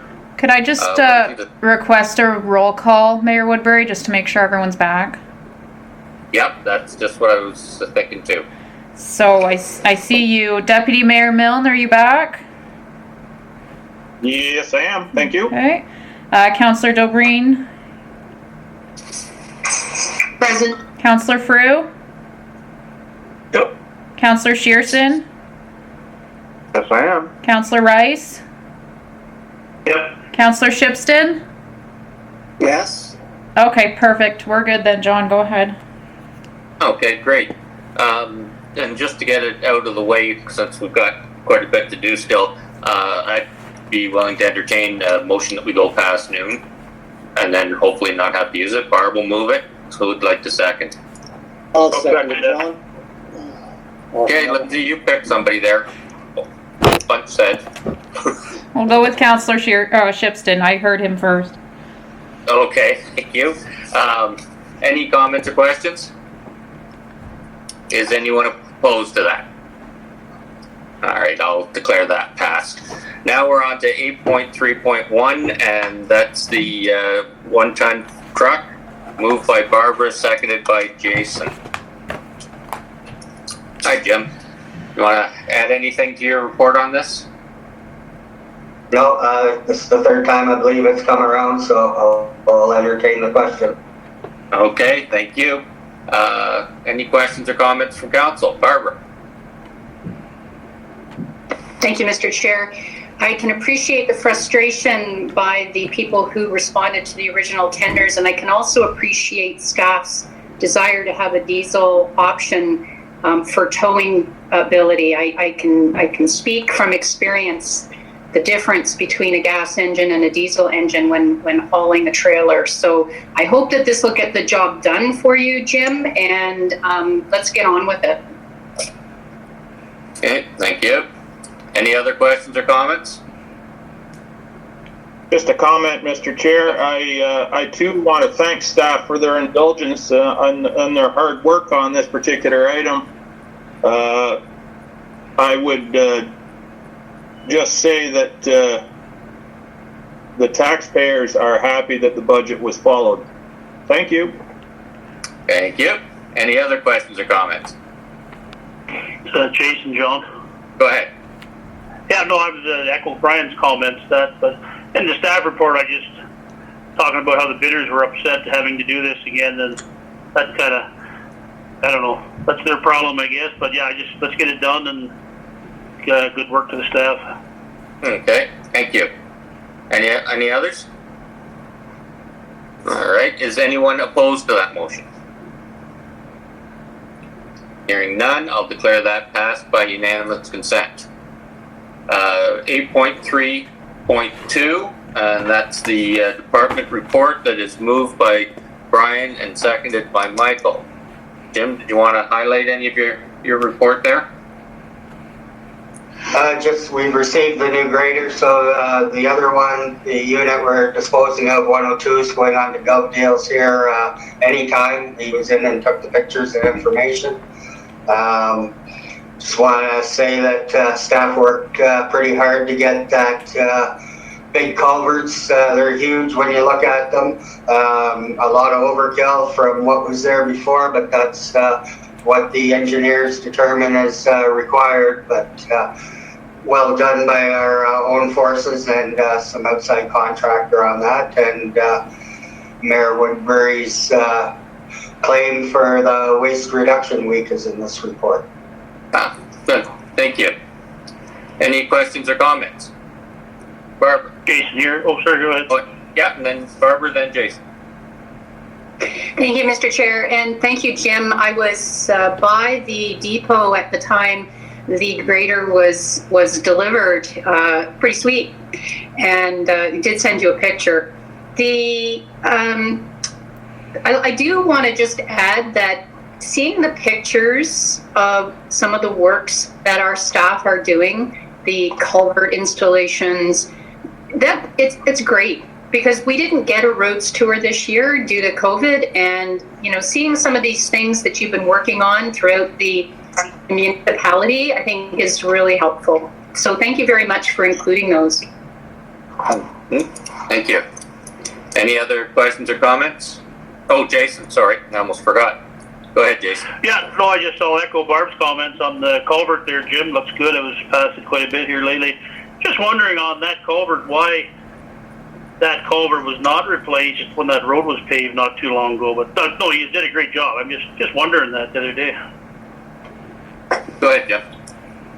Yeah, staff had done some work on that prior to that, but again, some bolt patterns were failing in the construction of it again. So yeah, it's unfortunate that it didn't get more identified sooner to be a priority, but I guess the travel over it impacted what was underneath and resulted in it becoming up higher on the list quicker. Yeah. Thank you. Martin here, John. This is for Jim. This is for Jim as well. Yeah, I just live down the road from there, and I was impressed with the how quick it was done for what it was, because that one culvert was a massive piece of metal. And I like the idea there's two culverts, because you're getting drainage from a drain to the east, and then they've opened up that other part, so you have two culverts, I guess, lessening the amount of water going under the road anyway, because it's going under two, if you know what I mean. So it's great. My other question was this screening for the compost. How long has that plastic been entering that system? A couple of years, because it says you have 50% less because of high levels of unaccepted materials. Has this been going on for quite a while, like the recycles, or is just being noticed in the last year? Or? Go ahead. Yeah, it's been ongoing for quite some time, and it seemed a little bit more prevalent this year. in other years, we've had an arrangement and we've operated the screener, so we've had the opportunity to reload a certain percentage of that material again to try it again. But in this circumstance, with the contractor having to come in and time constraints, and again, we've noticed that contamination level is up on it. So Yeah. a bit of both there for having more time with the screener to play with it, but in this case it wasn't, we couldn't do it that way. So. Yeah. Okay, no, thank you. Thank you. Barbara? Thank you, Mr. Chair. To Councillor Shipston's question or point, the amount of litter that is going into these bins, I don't know how we can get the message across any better than we're already trying of what goes in our bins. It just seems that, you know, the recycling we're having issues with, now composting. I mean, nothing has changed, yet we just can't seem to get the message out of what goes in. And maybe it's tenants that don't understand it. Jim, you know, is there anything that we can do to step up the education process? Well, we are looking into some other things along those lines. Lisa and I have to talk to Recycle Coach. That's on the Blue Box side. I believe Kayla's involved with that later this week. And as far as the organics, we're going to work on that ourselves again. We do have the four-season audit study. We haven't seen the final report of it. We've seen through CIF, we've seen bits of it, but we'll be bringing that to council once we receive that report. We didn't look at that audit of the organic side. We could have, that would have cost us some money to do the organics, but we'll have waste and Blue Box information coming forward here. And I would like to say it would be in a month, but the way the process seems to be going, I hope by the end of the year we'll have that information for us. Great, thanks. Yeah, it's I don't know how get more information out. It seems not only with the waste side, but with a lot of things, and try social media and everything else. And I know Jim, you and Lisa have put a lot out about the waste reduction. But there's also been some in mail outs that for the bills and that. So we just need to keep plugging away at it. But I've been impressed how staff has the amount of education they've done with the public and with schools and things like that. So yeah, thanks for all that. Any other questions or comments? Just one, John, if I might. I see the federal government is going to unveil a list of single-use plastics that will be banned next year. So that in itself would help. If there's less stuff to throw away, there's less stuff may get into the compost. So that, in addition to the efforts of our staff, should help this problem considerably, I would think. Yeah. Jim?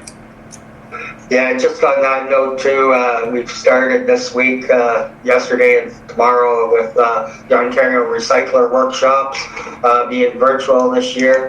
And it seems like the province is getting the message with the new Blue Box rollout that there will be a standardized list throughout the province. So everybody will be putting the same thing in the Blue Box. And so that certainly should help, whereas people come from a different municipality and they take this and we don't, and vice versa, and that should help clean up some of the streams, we hope.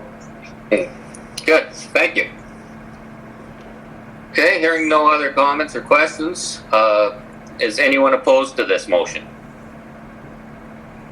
Hearing none, I'll declare that passed by unanimous consent. Thank you, Jim. Next, we'll move on to 8.4, Dave's reports. 8.4.1 is moved by Brian, seconded by Martin, and it's Flato Block 75 Seniors development off-site work cost sharing. Okay, Dave, did you want to add anything to your report? So, let's see here. Okay, not really, other than this is for off-site work for fixing or upgrading Rose Lane and Hagan Street to the CP rail trail from the on the east side of the trail, and it will just basically provide servicing on that street to accommodate increased traffic flow to block 75. Okay, thank you. Any questions or comments? Yeah, Jason here, John. Go ahead, Jason. I guess it's kind of to Dave. Just wondering, like, I see the financial impact here. What, maybe I should know this answer, like, what kind of development charges on a project like this, roughly, would we be getting back? Yeah, so about 800,000 for Southgate. We're still kind of working through the county. I think theirs is likely going to be around that 4,600, I believe, or 5,000, because there's new regulations that the county have to relax their DCs on multiple unit locations. But for Southgate, it'd be around 800,000, about 55 to 60,000 for building permit. And that's about it, I guess, as far as fees. Okay, thank you. Any other questions or comments? Okay, hearing none. I'm sorry, John. Martin here. This is for Dave. Go ahead. Yep. It says on the 1 point under, after all, the sanitary sewers, water main, roads, and street lighting, it might only be a small percentage, but it does say, note, Southgate's actual cost sharing portion will be based on actual construction, certified by Triton when it's completed. Could there be a possibility that would be lower because of costs? But probably not, but it could be. Yeah. It's kind of a double-edged sword. It could be, and it may be lower, it may be higher. Yeah. Okay. So, I mean, these are just cost estimates that, based on, running meters of project, that historical costs, that's what it's been. If, they get in there and the fill material isn't as good as anticipated, it may cost more, and if it's better, it could cost less. So there's the unknowns that we can't see until we start actually digging. There is a part of this that is anything from 270 Yonge Street, part of that project, we may be able to allocate to other developers, but that's yet to be seen based on how that development goes. Okay, thank you.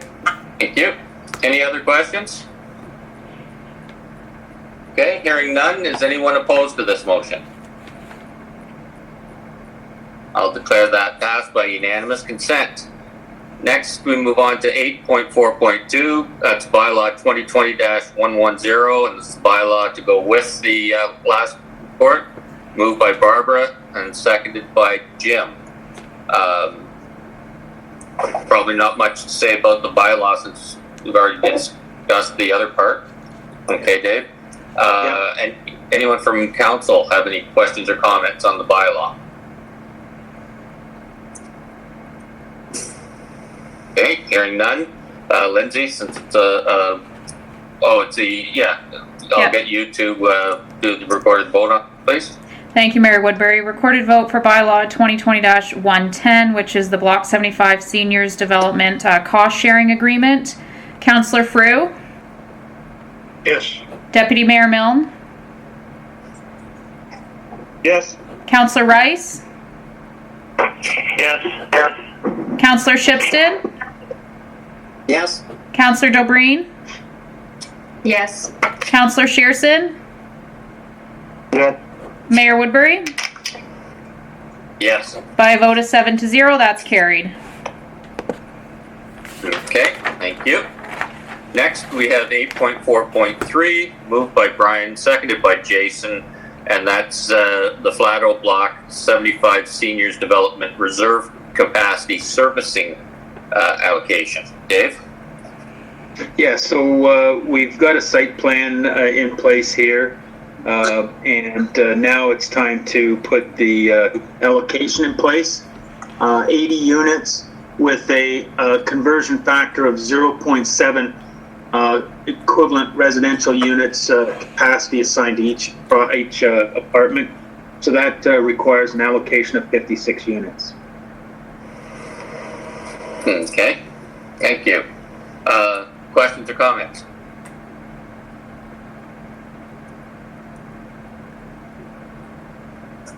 All right, not hearing any on that.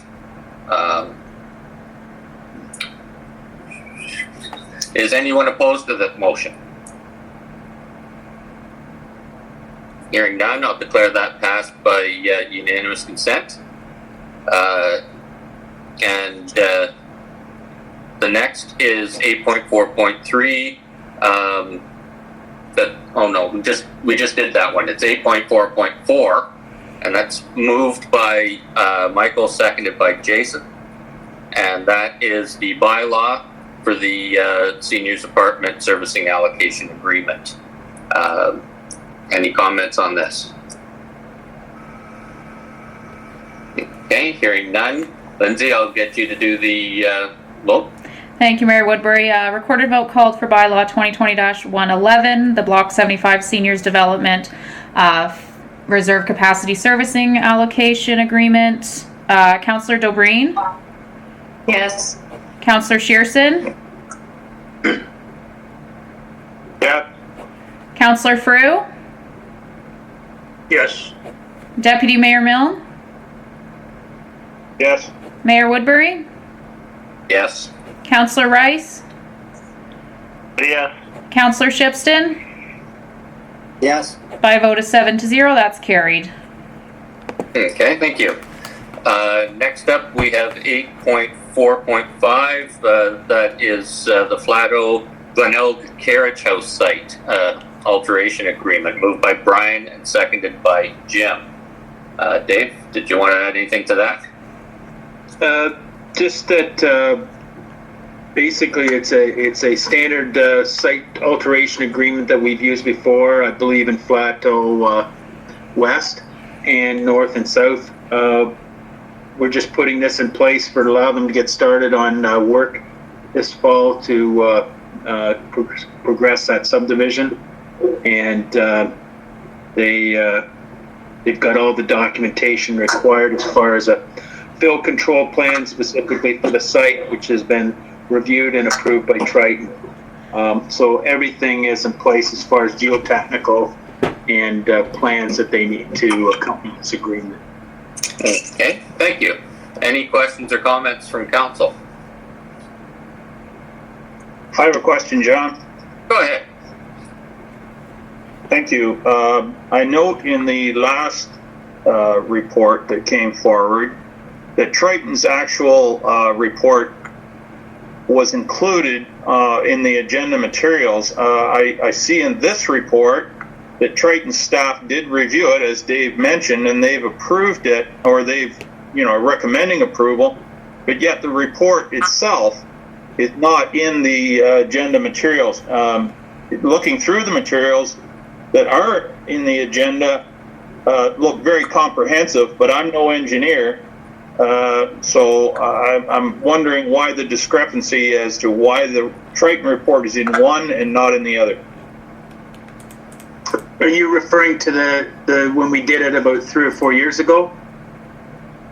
No, I'm referring to the the immediate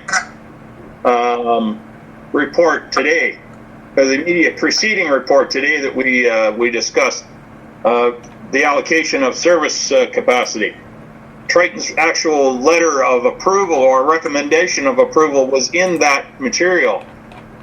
In this report, the site alteration agreement, Triton, in the report, it says Triton staff has reviewed the fill control plan, but their letter actually saying that is not in here. Well, there was no letter in the previous report to approve anything other than that, to show that there's the allocation for what the available allocation is for 2020. That was in the previous report related to allocation.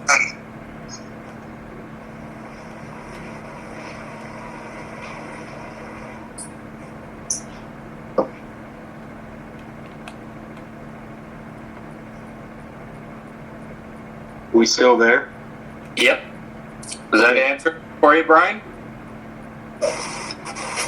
Are you referring to the allocation report or the cost sharing report? The allocation report. Yeah, so I didn't put it in a second time because it's basically, it would be just taking up more space in the agenda, so I apologize for that. But the same allocation report information, I don't think we're there yet. We're talking about the site alteration agreement at this point in time.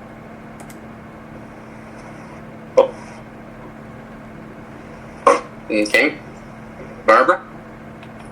So through the chair, I think what Deputy Mayor Milne is asking is, you included the letter and table in the allocation report as an attachment, but in this report for the site alteration agreement, you just include in your report that you got approval from Triton. We don't have a letter from Triton showing that they've reviewed it and approved it. Okay. But Brian, was that what you were actually asking? Yep. Yes, that's what it was. Thank you. Okay, so I think we're ahead of ourselves. That's talking about staff report 060. We're now talking about 059, the site alt report.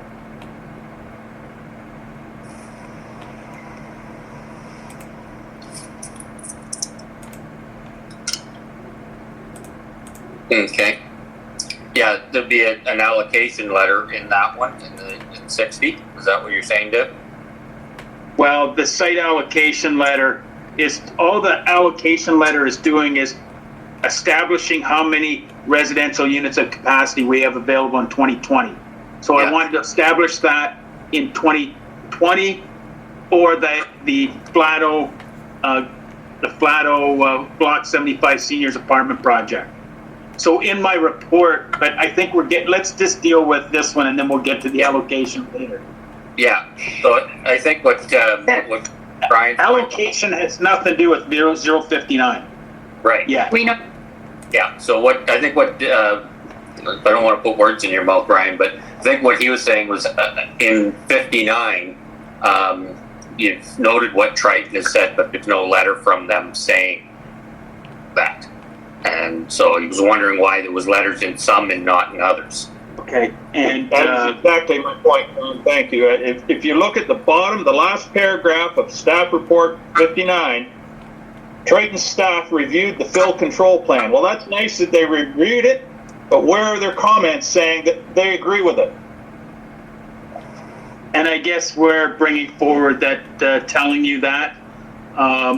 And I guess if you want, we can defer this report and get that letter, but we have that through discussions that they've reviewed and approved it in emails. Okay, thank you. Thank you.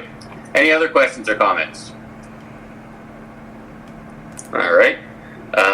Hearing none, I'll ask if anyone's opposed to this motion.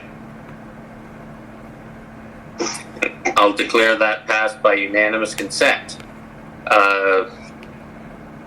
Next is 8.4.6, and that's bylaw 2020-112 to deal with the last allocation, or to do with the last motion of site alteration, and that is moved by Barbara and seconded by Michael. Is there anything further you want to add on this, Dave? No, not at all. Okay. Any questions or comments on this? Hearing none. Lindsay, I'll turn it over to you for the vote. Thank you, Mayor Woodbury. Recorded vote for bylaw 2020-112, the Glenelg Carriage House Development Site Alteration Agreement. Councillor Rice? Yes. Councillor Shipston? Yes. Mayor Woodbury? Yes. Councillor Shearson? Yes. Deputy Mayor Milne? Nope. Councillor Dobreen? Yes. Councillor Frew? Yes. By a vote of 6 to 1, that's carried. Okay, thank you. Next, 8.4.7, moved by Brian, seconded by Michael, and that's the Flato Glenelg Carriage House Residential Development Reserve Capacity Servicing Allocation. Dave? So this report is just basically a continuation of allocating in addition to what we did at Flato Block 75. And just draw your attention to, with both of these allocations, our residential or equivalent residential unit capacity for water is 1,660 units after these allocations, and 187 equivalent residential units for wastewater capacity. So it still leaves us in shape, and we're still working towards adding capacity through wastewater in the coming years. Okay, thank you. Questions or comments? Hearing none, is anyone opposed to this motion? I'll declare that passed by unanimous consent.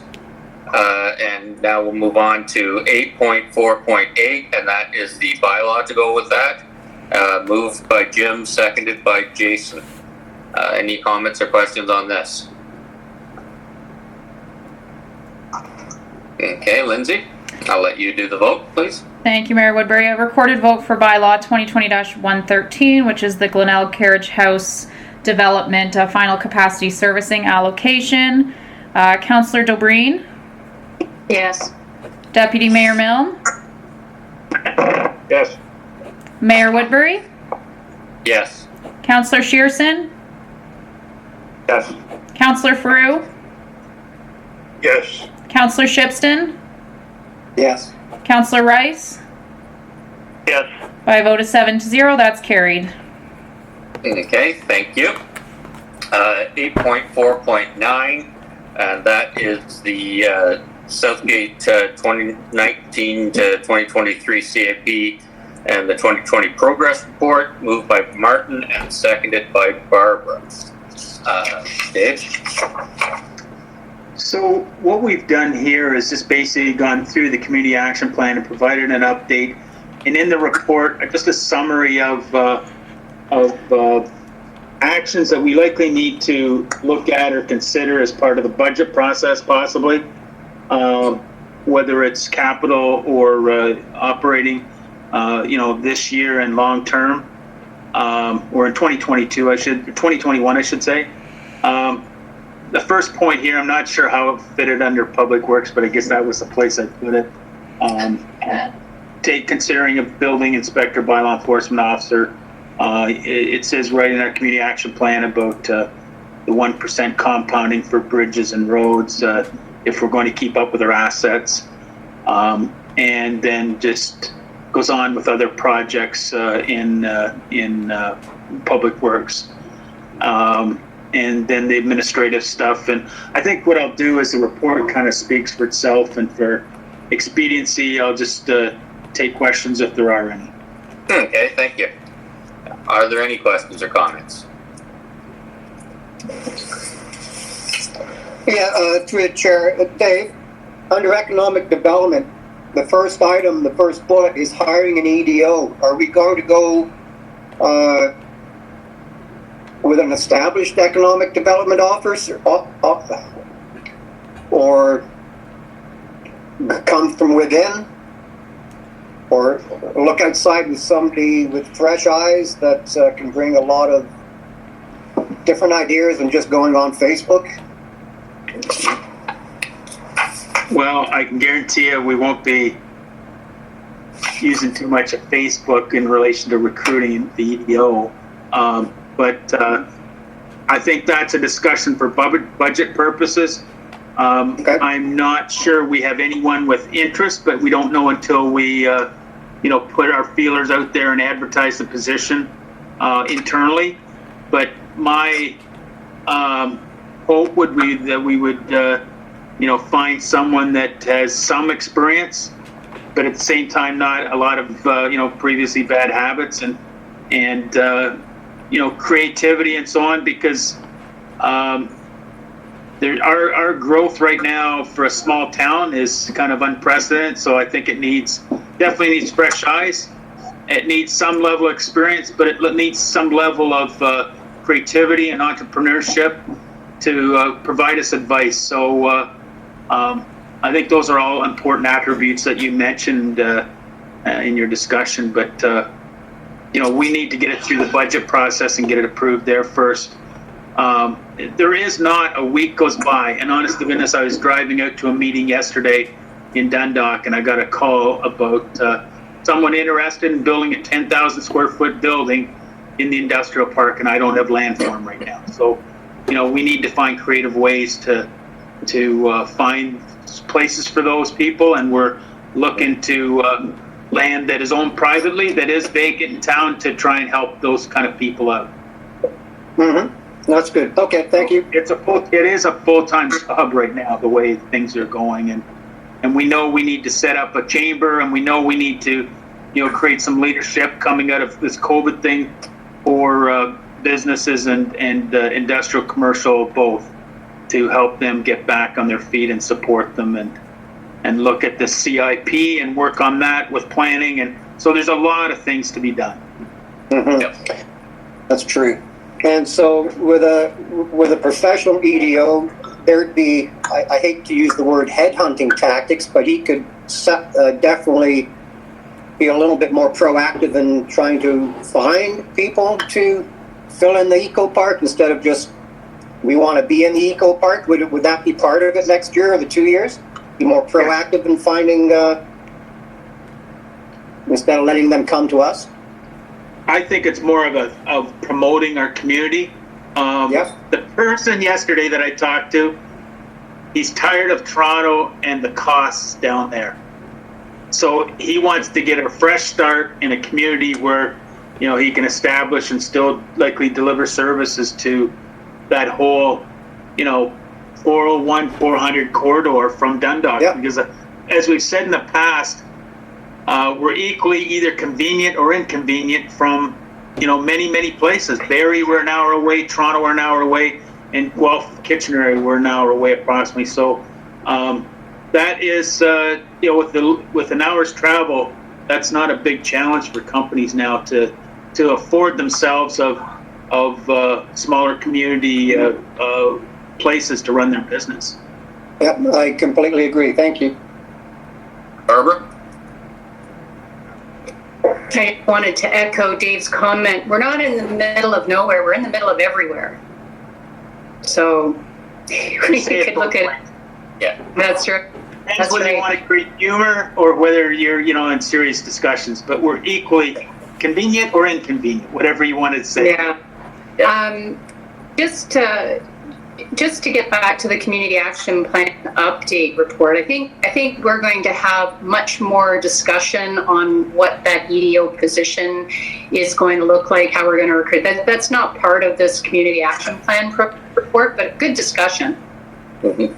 Yeah. Well, I think it supports getting results within the community action plan at this point in the community action plan's history. Yeah. Okay, any other questions or comments? Michael here. Yeah, go ahead, Michael.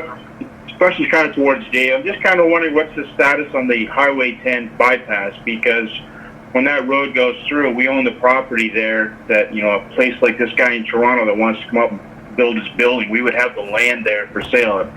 How soon are we going to be able to market some of that land that we have sitting there? And that's the discussion we had with him. I would say likely 2 years. We're in the process of right now of final design and environmental stuff and all that sort of thing.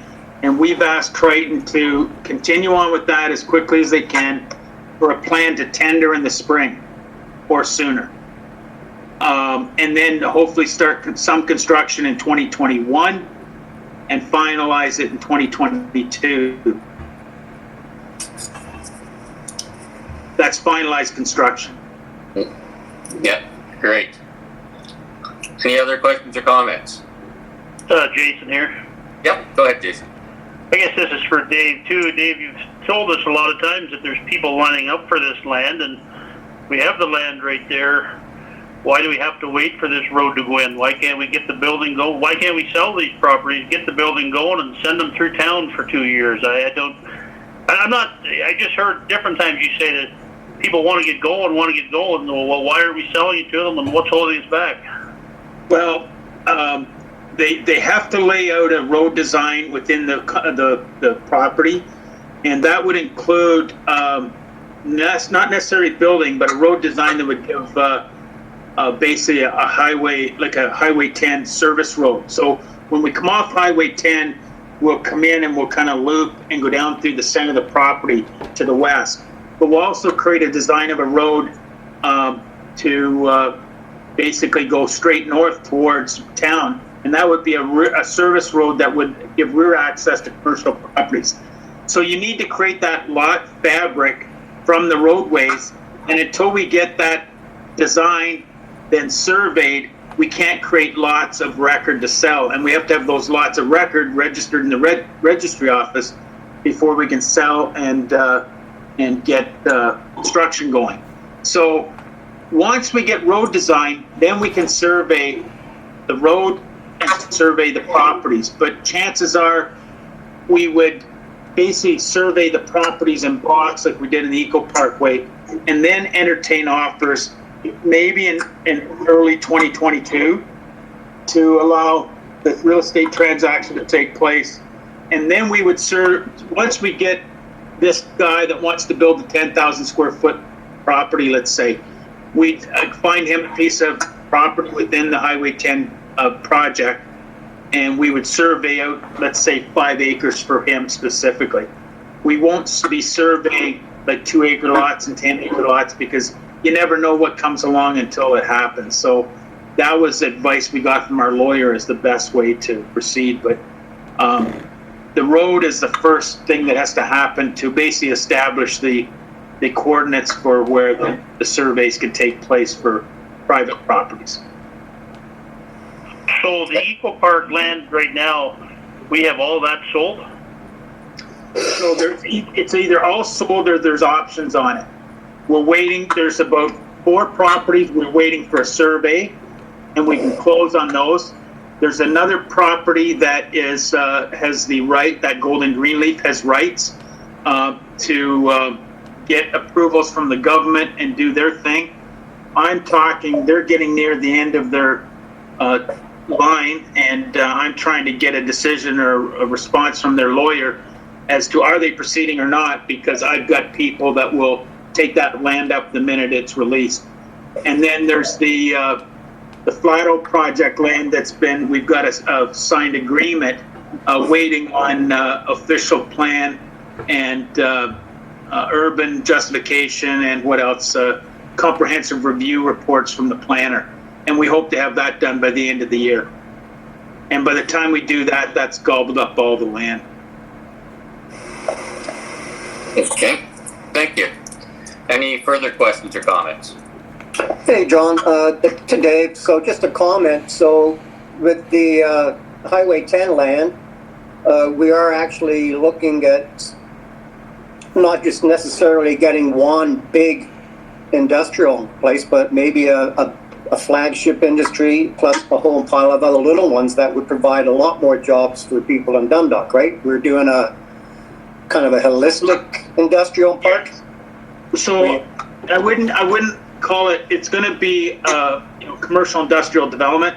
The Highway 10 will be commercial, and like whether it's small or large box stores eventually would site along there, because you want to save your Highway 10 commercial for that more commercial development that would attract people off the highway. Nor to the west of that service road would be industrial type development. Yes. Okay, so for the industrial, we're not going to put all our eggs in one basket. If some guy comes up and says, I want the whole 10 acres, we'd like a little bit of diversity with the industrial part. Yeah.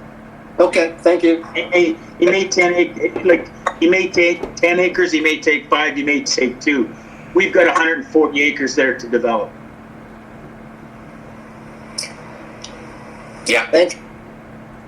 And the other thing to keep in mind with this too, I think, is with the time that it's taking is we were held up 2 years with the environmental stuff with a complaint put in and said there was some animals there or whatever. So these processes drive me crazy with how long they take. But okay, any other questions or comments? Brian here, I have a question for Dave regarding the administration and finance. Comment. Go ahead. Go ahead, Brian. I was just going to ask, their third bullet point in the administration and finance, the facility growth for administration based on growth and post-COVID space accommodation. Has there been consideration, or will there be consideration made to having perhaps staff remain working from home after the pandemic has passed?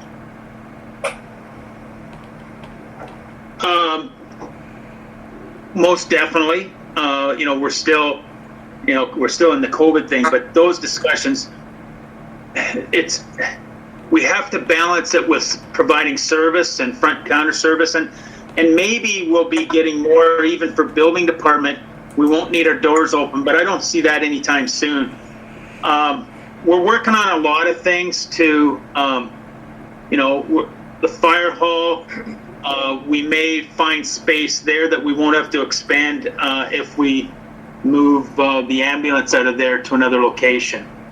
And this, I'm just sharing with you some thinking as what we're going through right now. And this is only really, really early stages. But if the ambulance goes out, do we move them then to the Works Garage in Dundalk? Because the Works Garage in Dundalk are having challenges with space, and we have challenges with land space there that we can't build really another bay onto that facility. So we could move the ambulance over into the Works Garage because they want to, we understand, put a second ambulance there. We can still have the third bay at that garage for storage for departments or whatever, or just a snowplow, if nothing else. The other thinking is we've been in discussions with the county, like where does the Works Garage people go? We've been in discussions with the county roads department. They have interest in selling that property. There's a significant number of bays up there that would accommodate our needs. It has a sand dome, which we would lose access to if we don't get involved in acquiring that. Plus, we think that the front end of that would need to be demolished, and maybe we build a building department and Dundalk Works Depot combination type office there to accommodate that. So that would pull 3, maybe 4 people if we hire another person for that department out of Hopeville, and therefore provide more space in Hopeville for to kind of stretch out because we're so tight. And like right now we are relocating an admin employee that works too close to another admin employee within that office. So there's a lot of challenges, and yes, any ideas or suggestions. Right now the clerk is working from home, and so is the HR person. I'm at home today because when I got to work and closing the door, there's very poor air circulation, so I have to open my window, and that creates some confidentiality issues, for meetings like this. So, I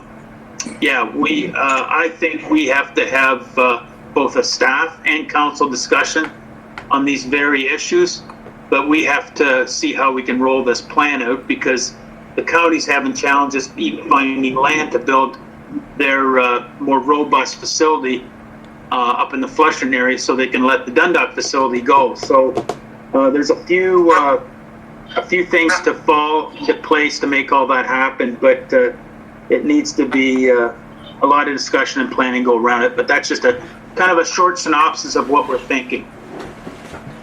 Okay, that sounds good. I look forward to those discussions, and I would suggest that perhaps if there was a location for the county to put their new depot south, that would be a good thing, but anyway, that's a county decision. Thank you. Yeah. Yep. Any further discussion? The only discussion I'd like to bring up in the report is I think one big issue that we have to address this fall is the Old Town Hall and, the multiple commitments from Team Town Hall and ourselves and, if there's funding available. I think that has to be assessed, as well as other options to, put it into other hands that may want to be able to do the same thing if we can't come up with this kind of money, which is very challenging at this point in time. Okay, well, gonna have to actually bear with me for at least a couple of weeks. I have been approached about the town hall, and someone may have a solution that would keep it and keep it for the public use, and it would work out, I think, for everybody. But it's too early to give any details, and but it's it looks could be very promising. So there's other things in the works, and everybody would be involved in the decision makings as far as Team Town Hall and the council and things like that. So when I get more information from people, I will certainly let everybody know. So there's other solutions out there. So yes, I also agree that this fall is the time for decision. Yeah. Any other questions or comments? Okay, is anyone opposed to this motion? I'll declare that passed by unanimous consent. Thank you, Dave. 8.4.10. That's your report on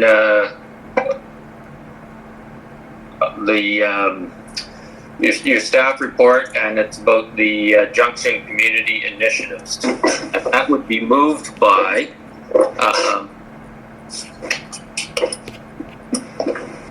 Jim, seconded by Brian.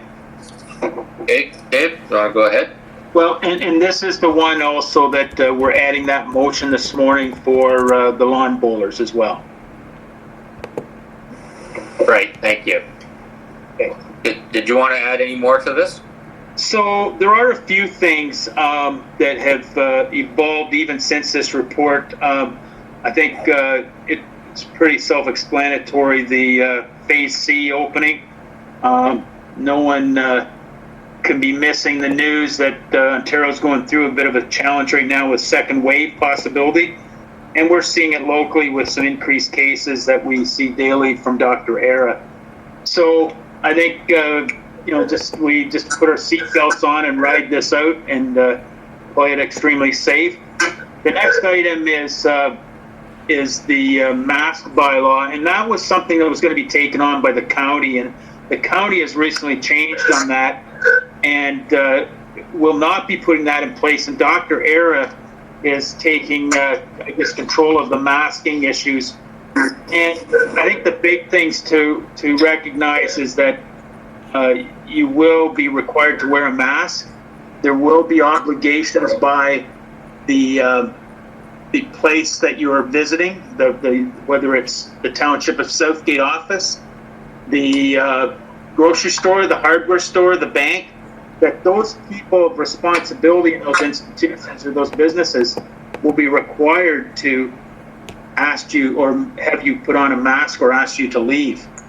And there are some exemptions, young people under the age of 2, in some cases where there's maybe attending schools, and then there's Ministry of Education rules that there's exemptions there. When attending a child care, there's some issues there with Ministry of Education guidelines as well. If we don't have this issue, but if it's relation to the performing arts, there's exemptions there. If there's medical conditions that support not wearing a mask, that there's issues there that can exempt mask wearing. And when a person is of a disability that they need to have assistance with putting a mask on or taking it off, that would be exempt, because it would, if they had an incident where it was life-threatening, that they couldn't get their mask off without help and no one was there. So people aboard with those concerns can be exempt, as well as if you're doing athletic or fitness activity indoors, or what else here? Consuming of food, and where it may be necessary for the purposes of health and safety, that you're not required to wear a mask. But that's kind of the highlights of that whole report, that section of the report. Just that they're re-emphasizing masks do prevent the spread, and we need to help with that effort. You received this morning the presentation from the Junction Community Initiatives, and I just wanted to add that we see a lot of benefits that this group can provide to us at a much, whether we think about it as taxpayers' dollars, but they are getting donations, they're getting funding from provincial and federal governments. We haven't had discussions about local involvement as far as dollars, but we have offered to them, or we've toured them through the Southeast Grey Community Health Center, the Old Town Hall, the library. They know about the McIntyre building, and they were in the upstairs in the arena, and see those all as facilities that would be helpful to their project. So right now they're looking for some space to be able to work out of and deliver some programs. I've shared with you their website. I think the timing is very important, because we need to work on being more inclusive and more inviting, as well as we need to work on understanding for existing residents to understand the needs of these people and help them out as they come to our community, no matter what what their backgrounds are.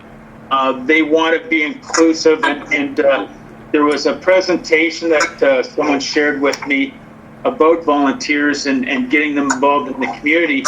And one of the big things is that they just are not asked to be involved. So I think if we do nothing more than some of those kind of things of engage, invite, work with, educate both ourselves and them, I think that Junction has a big role to play. And I know Tanya Shute from Southeast Grey Community Health Center was very excited with the discussion we had in the basement of the Erskine Center.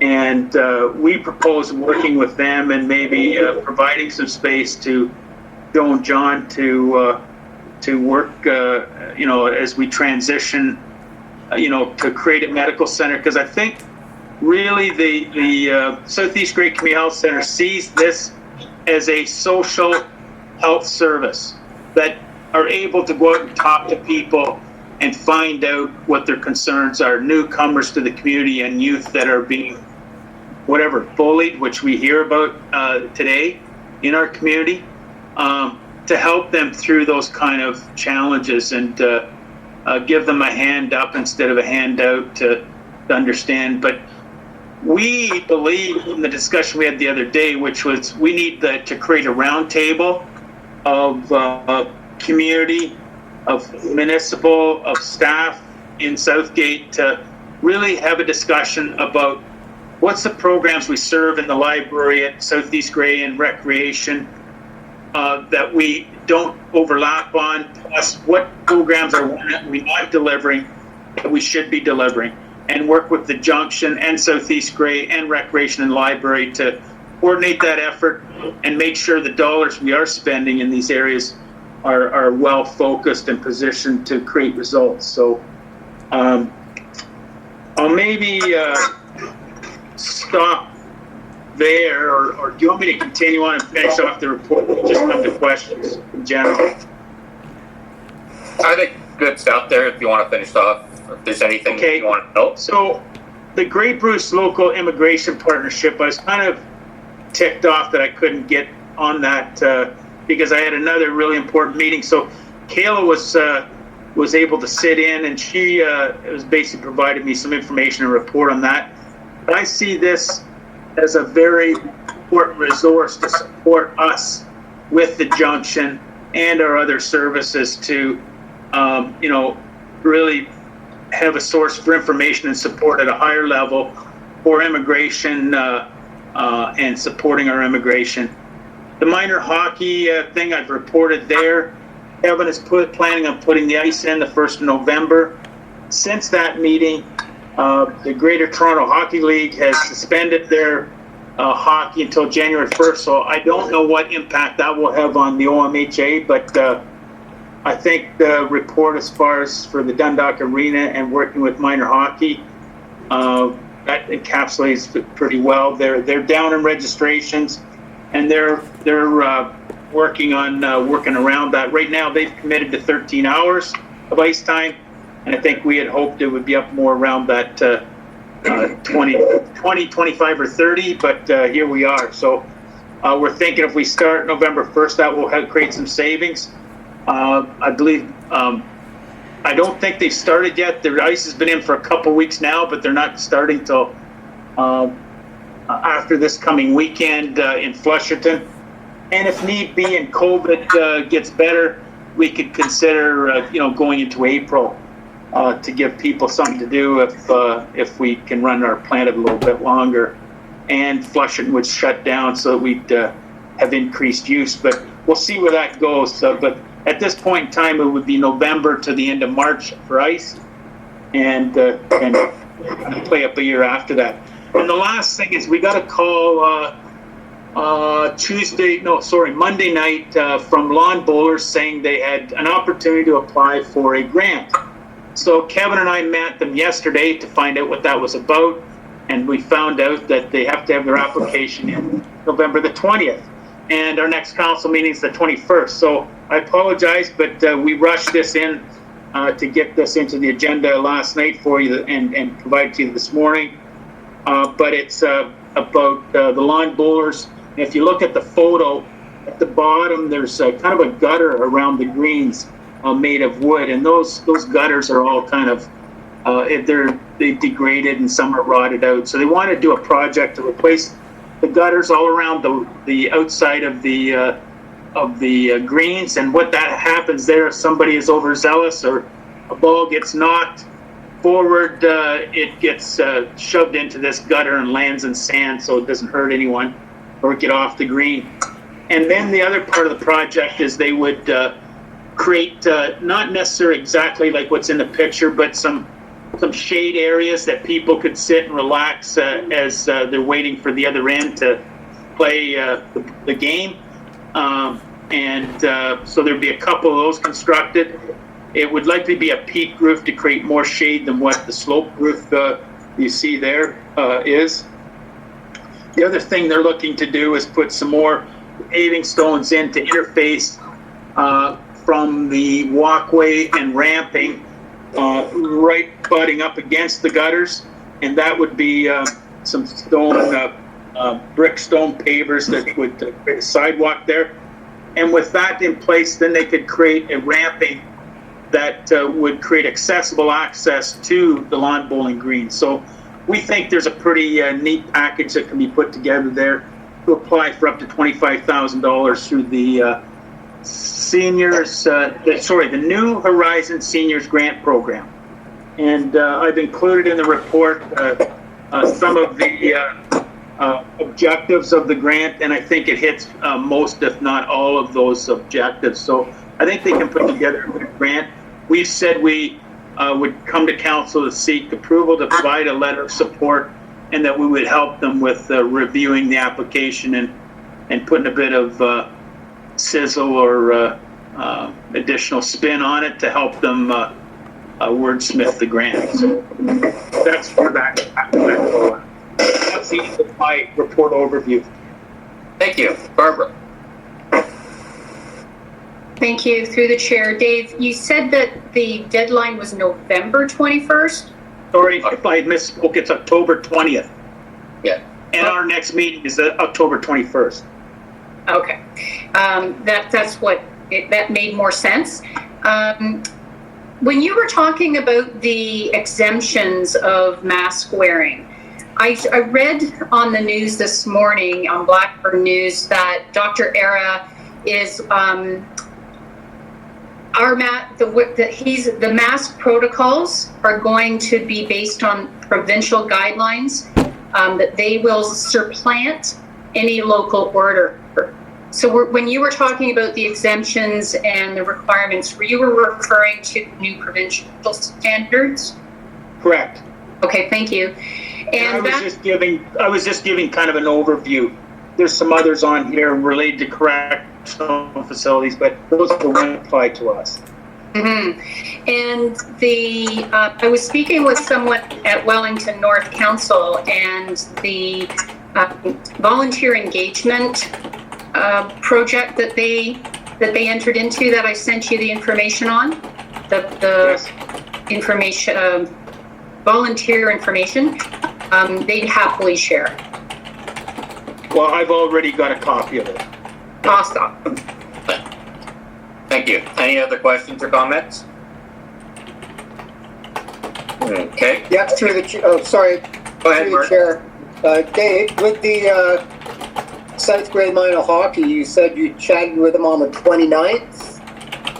With them knowing that the ice is definitely going in, even albeit a bit late, are they still doing registrations, or are they keeping it at 65? Well, no, they're still accepting registrations. Where they are right now is they're working with those numbers of registrations, taking more if they come forward.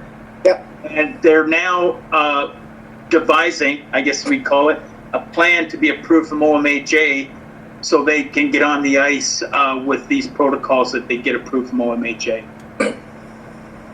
Okay, thank you. Okay. Thanks. Any other questions or comments? Hearing none, is anyone opposed to this motion? Okay, I'll declare that passed by Great. I had a question, sorry. Okay. I was on mute. Just a quick question with regard to the letter of support, Dave. We're not in any way obligated for any matching of dollars or anything. It's just, we're just supporting them and helping them through the application process. Yeah, that's correct. I believe they have some money from a previous grant left over that they are going to put towards this one but they did not ask me for money from the township at all. Okay, thank you. One thing I might add in relation to the Junction, I said we were looking at, finding some office space. That transitional office space, we would hope someday would be to provide Joan with something in the Erskine Center. Temporarily, right now, we're looking at maybe some space in the Old Town Hall, since the Early On group has moved out of that side. So anyway, if this is approved that we go ahead and work with the Junction, that would be kind of the plan of action that we'd look at. But anyway, she is sure, well, you can tell by the presentation, she's excited to work with us. And if you look at their website, they've got a lot of people with a lot of training and expertise that would be sure fun to have access to in our community to solve some problems. Mm-hmm. Thank you. Okay, I'll call the question. Is anyone opposed to this motion? Hearing none, I'll declare that passed by unanimous consent. 8.5.1, that's Clint's report, and it's Halfway Fabrication Inc. Moved by Jason, seconded by Martin. Clint, did you want to make any comments on the report? No, I think the report is fairly self-explanatory. It's a Mennonite shop, and it's pretty standard for what they want to do on their farm. So I'm recommending approval. Okay, thank you. Questions or comments?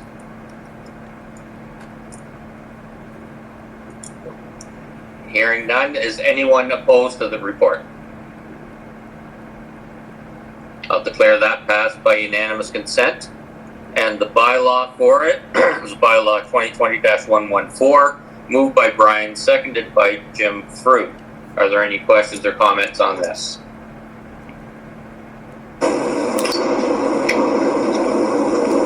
Okay, hearing none. Lindsay, I'll get you to do the Yes, thank you, Mayor Woodbury. Recorded vote for bylaw 2020-114, zoning bylaw amendment C520, Halfway Fabrication Inc. Councillor Shipstead? Yes. Councillor Rice? Yep. Councillor Dobreen?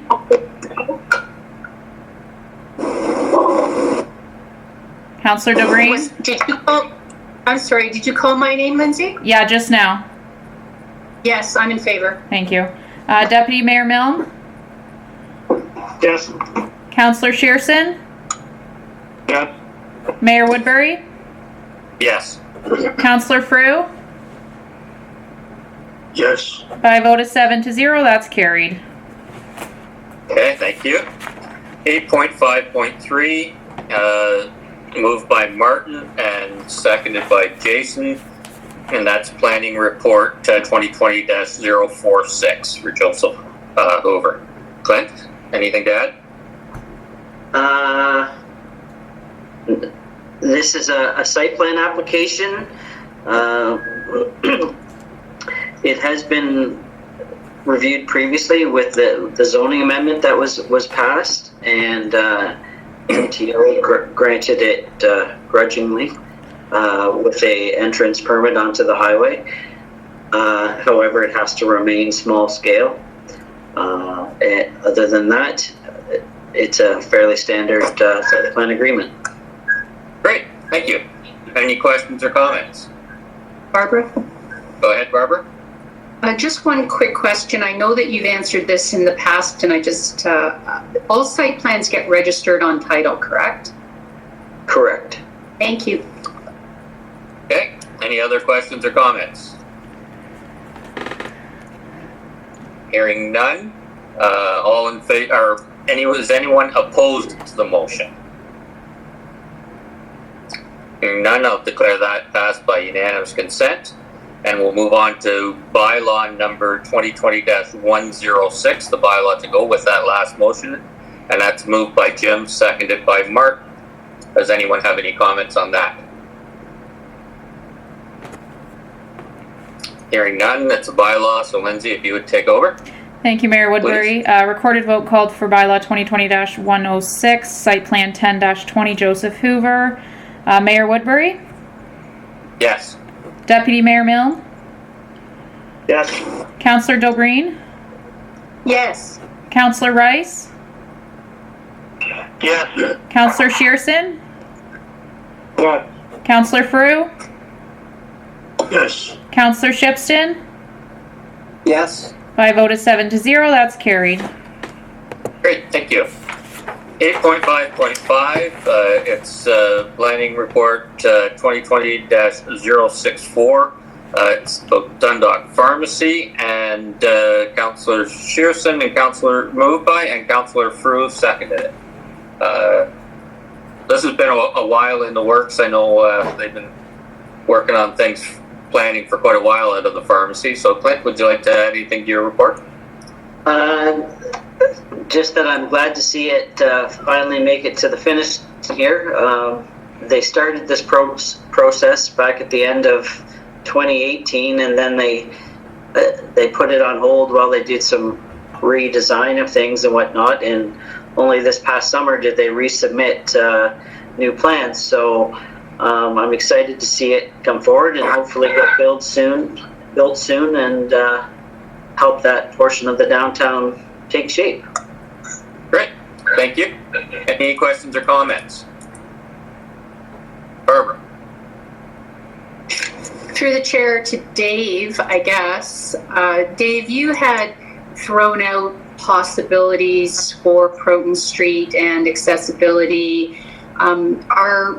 We haven't decided on anything for Proton Street, but if we were to look at, walkability on that street, any new builds, are you looking at those to make sure that it's still going to be viable if that were the direction it goes? So,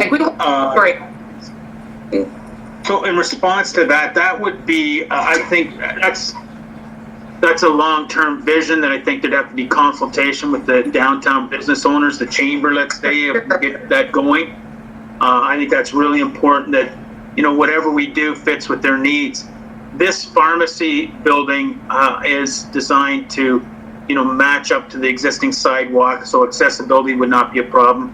It's got access from a good parking lot behind, which we've already established those relationships, and we can, once this project is done, we can complete that parking lot with paving and access. But the discussion you're talking about would be, will that work? Do we make it downtown walkable, but still provide access to banking, machines that drive through and make front of stores on the west side of Proton Street accessible? There's a lot of moving parts, and we'd have to have that discussion and a lot of input as to what it would look like and how it could work. But you could have more front yard, or if you want to call it that, but front yard retail in front of stores out in a paved or cemented area instead of rear yard, restaurants like we have now. But again, I don't think we can take one or two visions. It needs to be a vision that is, discussed, refined, but has full consultation and supported by those Proton Street businesses, especially. Absolutely. Just in follow-up, I absolutely agree with that. I'm excited to see this, like as Clinton said, come to the finish line on the planning stages. So we'll hopefully see a shovel in the ground pretty soon. And the other thing we can always consider, which will, I'm going to hold off on that comment because it has nothing to do with this report. So thanks. Okay, Clint, did you have a comment? I just wanted to say, with this, one of the changes they made to their design from the initial version is they actually set the building back 4.65 meters as opposed to right on the front lot line, to allow for ramping and if necessary other features. So it's not right on the front lot line, I believe, if I'm reading that right, and it's going to match the existing grade of the road, the grading, so it will gradually slope down towards the road or the sidewalk, as the case may be. So they have given some thought to that, and anything that we propose with that road, whether it's a road or a pedestrian mall area, this design would fit into that. Okay, thank you. Any other questions or comments? Just a comment here, John. Yep. Looking at the actual and conceptual drawings here, I think it is really great that they are going with brick and doing some kind of ornamental brick with the toy soldiers over the windows, just to try and make it match. When you look at the old buildings in Dundalk, instead of just walking and you look up at the brickwork, they're really well done, beautiful buildings. And for a new building to try and copy that, it's good to see. It is a step, what Councillor Bree was saying, it is a step towards beautifying the whole area. So it's good to see that. Just comment. Yep, thanks. Okay, I'm going to call the question then. Is there anyone opposed to this motion? Hearing none, I'll declare that passed by unanimous consent.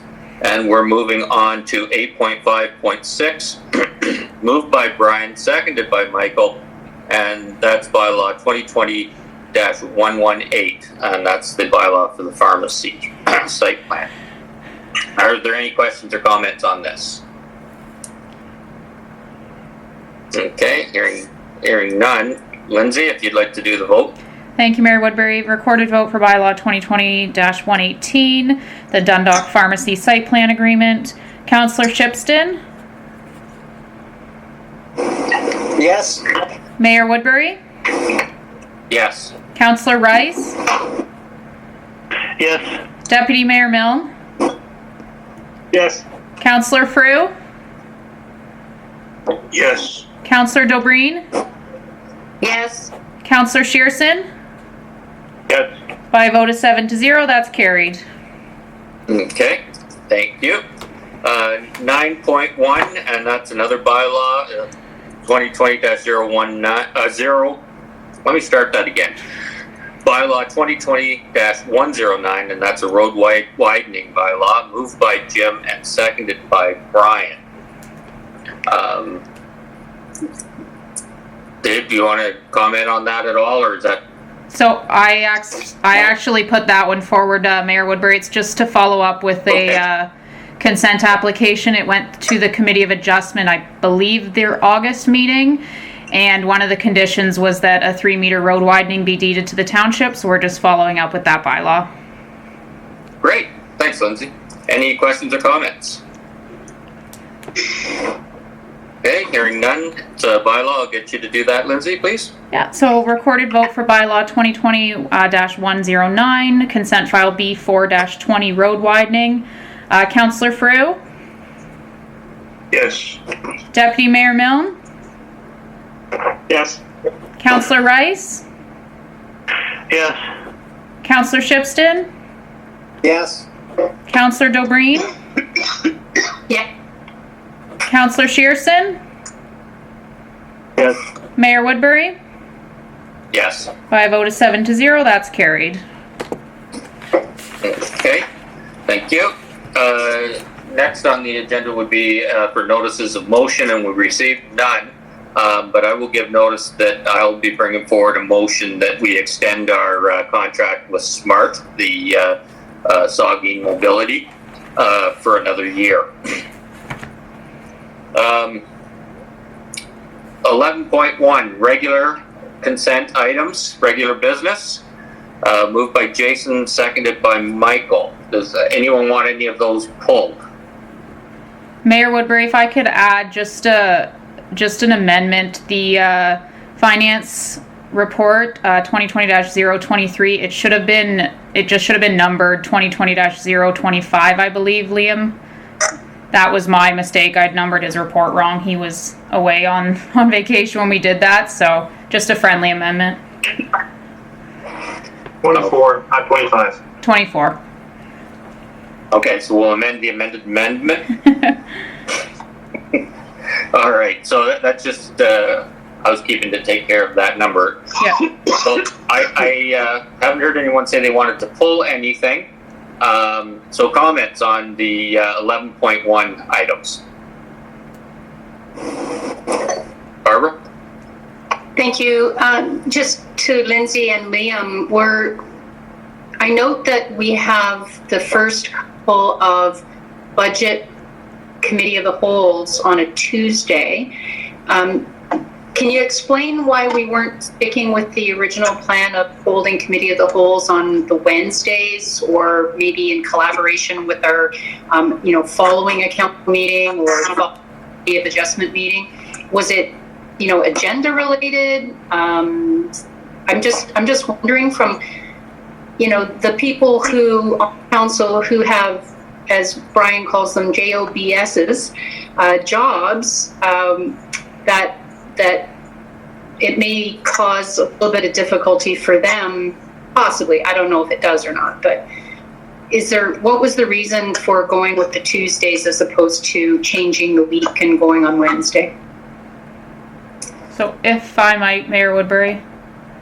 Sure. So we had quite a few conflicts with the Wednesdays, just with council meetings, and our office is closed obviously on November 11th for Remembrance Day. The 25th, we had to leave open for potential, which there will be committee of adjustment that day, possible public planning. The Thursdays, with the issues last time with Thursdays with county meetings, we just figured Tuesdays were kind of wide open, and that was the best thing to land on. Liam may have more to add. He was on vacation, so it was myself that chose the Tuesdays, but it can be further deferred, I guess, if we need a change again. Mr. Chair? Go ahead.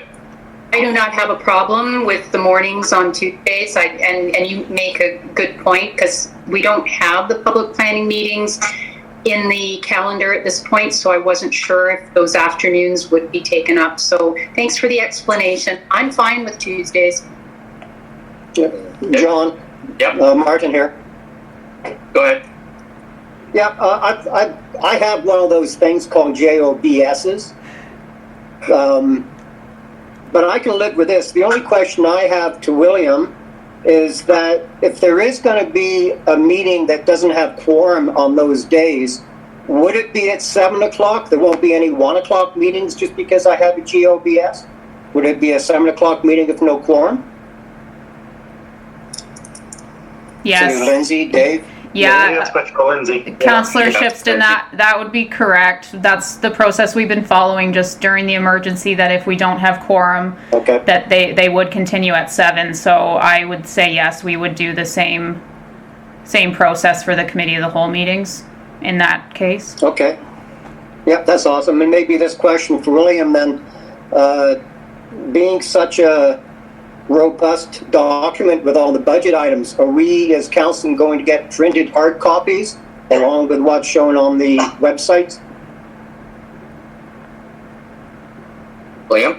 If council wishes to get a hard copy, then the clerk's department can arrange that. Well, I would appreciate it. I know. So thank you. Yep, we've always provided in the past, so we can continue to do that. Thank you. Okay. Any other questions or comments? All right, hearing none. Is anyone opposed to the resolution for the regular consent business items? Hearing nobody opposed, I'll declare that passed by unanimous consent. And 11.2, the correspondence consent agenda, moved by Barbara and seconded by Michael. Would anybody like any of those pulled? Okay, hearing none. Anyone want to comment on any of these?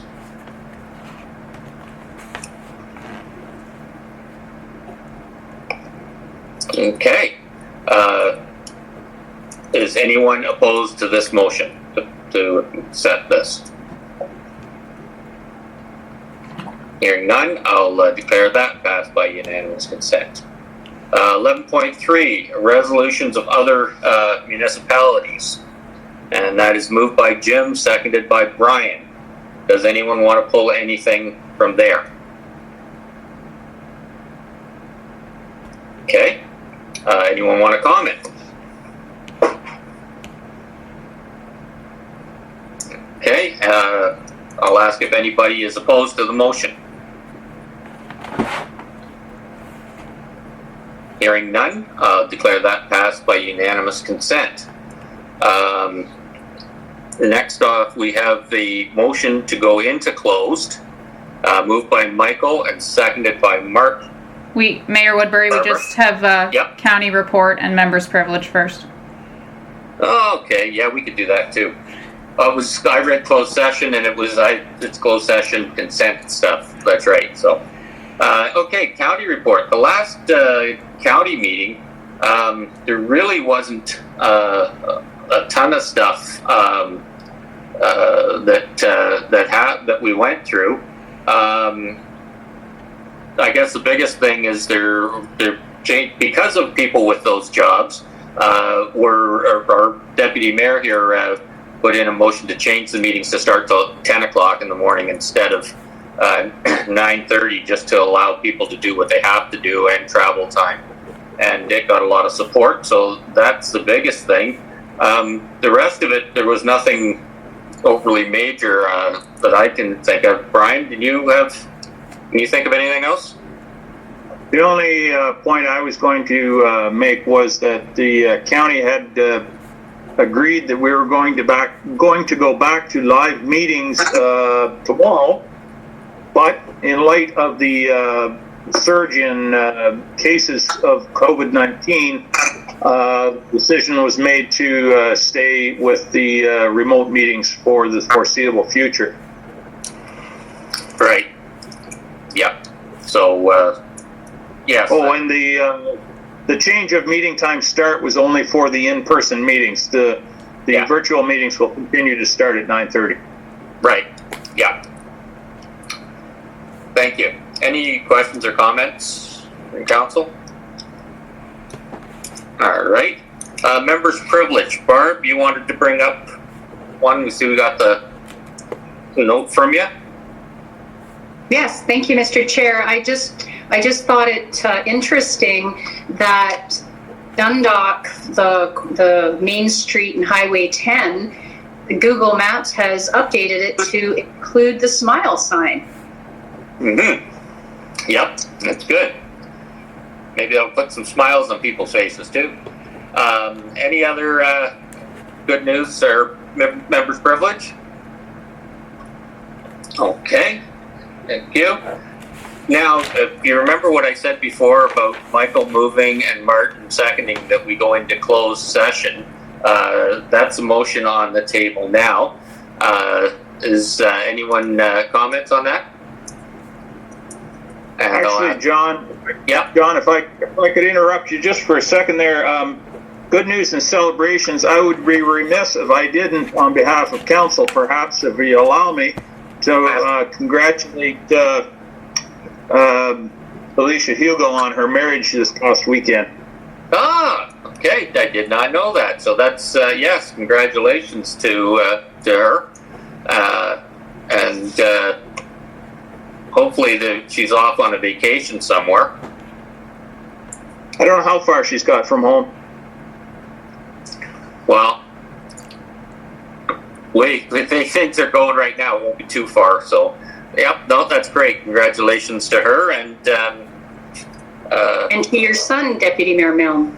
Yeah, I was going to say, you picked up another daughter along the way, Deputy Mayor. The only daughter-in-law I ever have. Yep. I think I got a good one. Yep, see, there you go. That's good. Yeah, I think so too. So, absolutely.